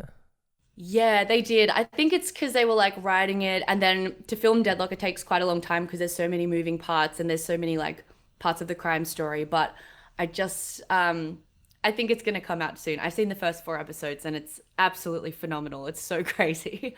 Yeah. But it is like Darwin is an incredible setting for a TV show. And I think they're just like the punchlines come thick and fast with this season. It's so good. But can you tell us a little bit about Gnomes? I just know it's a horror comedy. Oh my gosh, Gnomes is so fucking funny. It is a horror comedy. It's just, Is it coming out Halloween time? Like, when's it coming out? I think it's coming out next winter. And then I'm in another show called Sunny Nights, which is coming out this summer. But it's all these things that like I'm in this interim where like I've banked all this stuff and then it'll be in the future. Well, you're clearly a name now. It's like having Nina associated is a positive, you know? Yeah, it's cool. And in Gnomes, I got to play a horny MILF. So like pretty much in every scene that I'm in, I'm like spilling like, yeah, no, I'm MILF age, guys. I did it. I'm a MILF now. But man, I'm 32. Like, what the fuck? I'm 37 in 4 days. Please calm down. Or 2 days even. Good Lord. DILF. I guess you'd call that. But yeah, I did have to wear like quite like a leopard print. I remember they like put me in like a costume, and they do this thing where they'll try like 5 different costumes on for the character. And I got put in all these little type dresses that were like kind of midi dresses. They were across the knee. Fantasy in maroon. Tight. And they're a bit peppery for me, but you know. But they on the 5th dress, they were like, let's just chuck in like the sluttiest option. It was like a tiny denim skirt and like a leopard print bra and like this brown lace thing. And I remember putting it on, and me and the costume girl were just like, there's no way they'll pick that. That's the one that they chose. And so it's very funny watching me like teeter around in this kind of skimpy outfit, spilling like cream all over my hands. And I don't know, I had to do a lot of like dumb, like sexy MILF acting, which, yeah, I'm really growing as an actor. Yeah. But Gnomes is going to be great. It's about a small sleepy town cop who's basically put in charge of the regional gnome festival, and this evil spirit in the form of a gnome queen ends up bringing all the gnomes to life, and they try and kill all the humans. And there are some really hilarious deaths. Anyway, I can't say anymore. I feel like I've already said too much. I'm a 90s kid, so I grew up on the Goosebumps books. Do you remember Goosebumps books? Yes. There is a book called Revenge of the Garden Gnomes, which sounds very similar. Yeah, it's definitely as silly and as funny as a Goosebumps book, I'd say. Yeah. And Sunny Nights it's like a crime comedy drama with Will Forte and Darcy Carden from The Good Place, right? Yeah, it's really funny as well. So they play like a brother and sister who I think sell tanning beds. I was just in one little scene for that, but the scripts were really, really funny. And so, yeah, I can't wait. And it's so cool that this stuff gets shot in Australia now. And I got to meet Darcy Carden, which was wild. But yeah, watch them when they come out, whenever that is. But yeah, until then, I'm just working on I'm writing a feature film, but that's neither here nor there, really. Well, I'm sure it'll be in cinemas soon, right? In 100 years.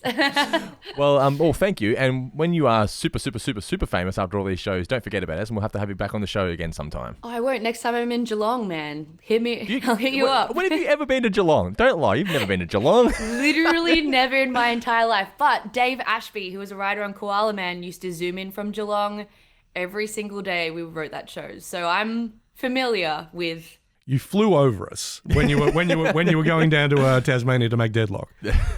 Yeah. All right. Well, thank you again, Nina, for your time, and all the best with all the projects you've got coming up in the near future. Thank you. Thank you, You too. I'll see you. Have me on the Seinfeld one or whatever. We will. Have me on John Cougar Mellencamp podcast. Pod Cougar Mellencast. It writes itself.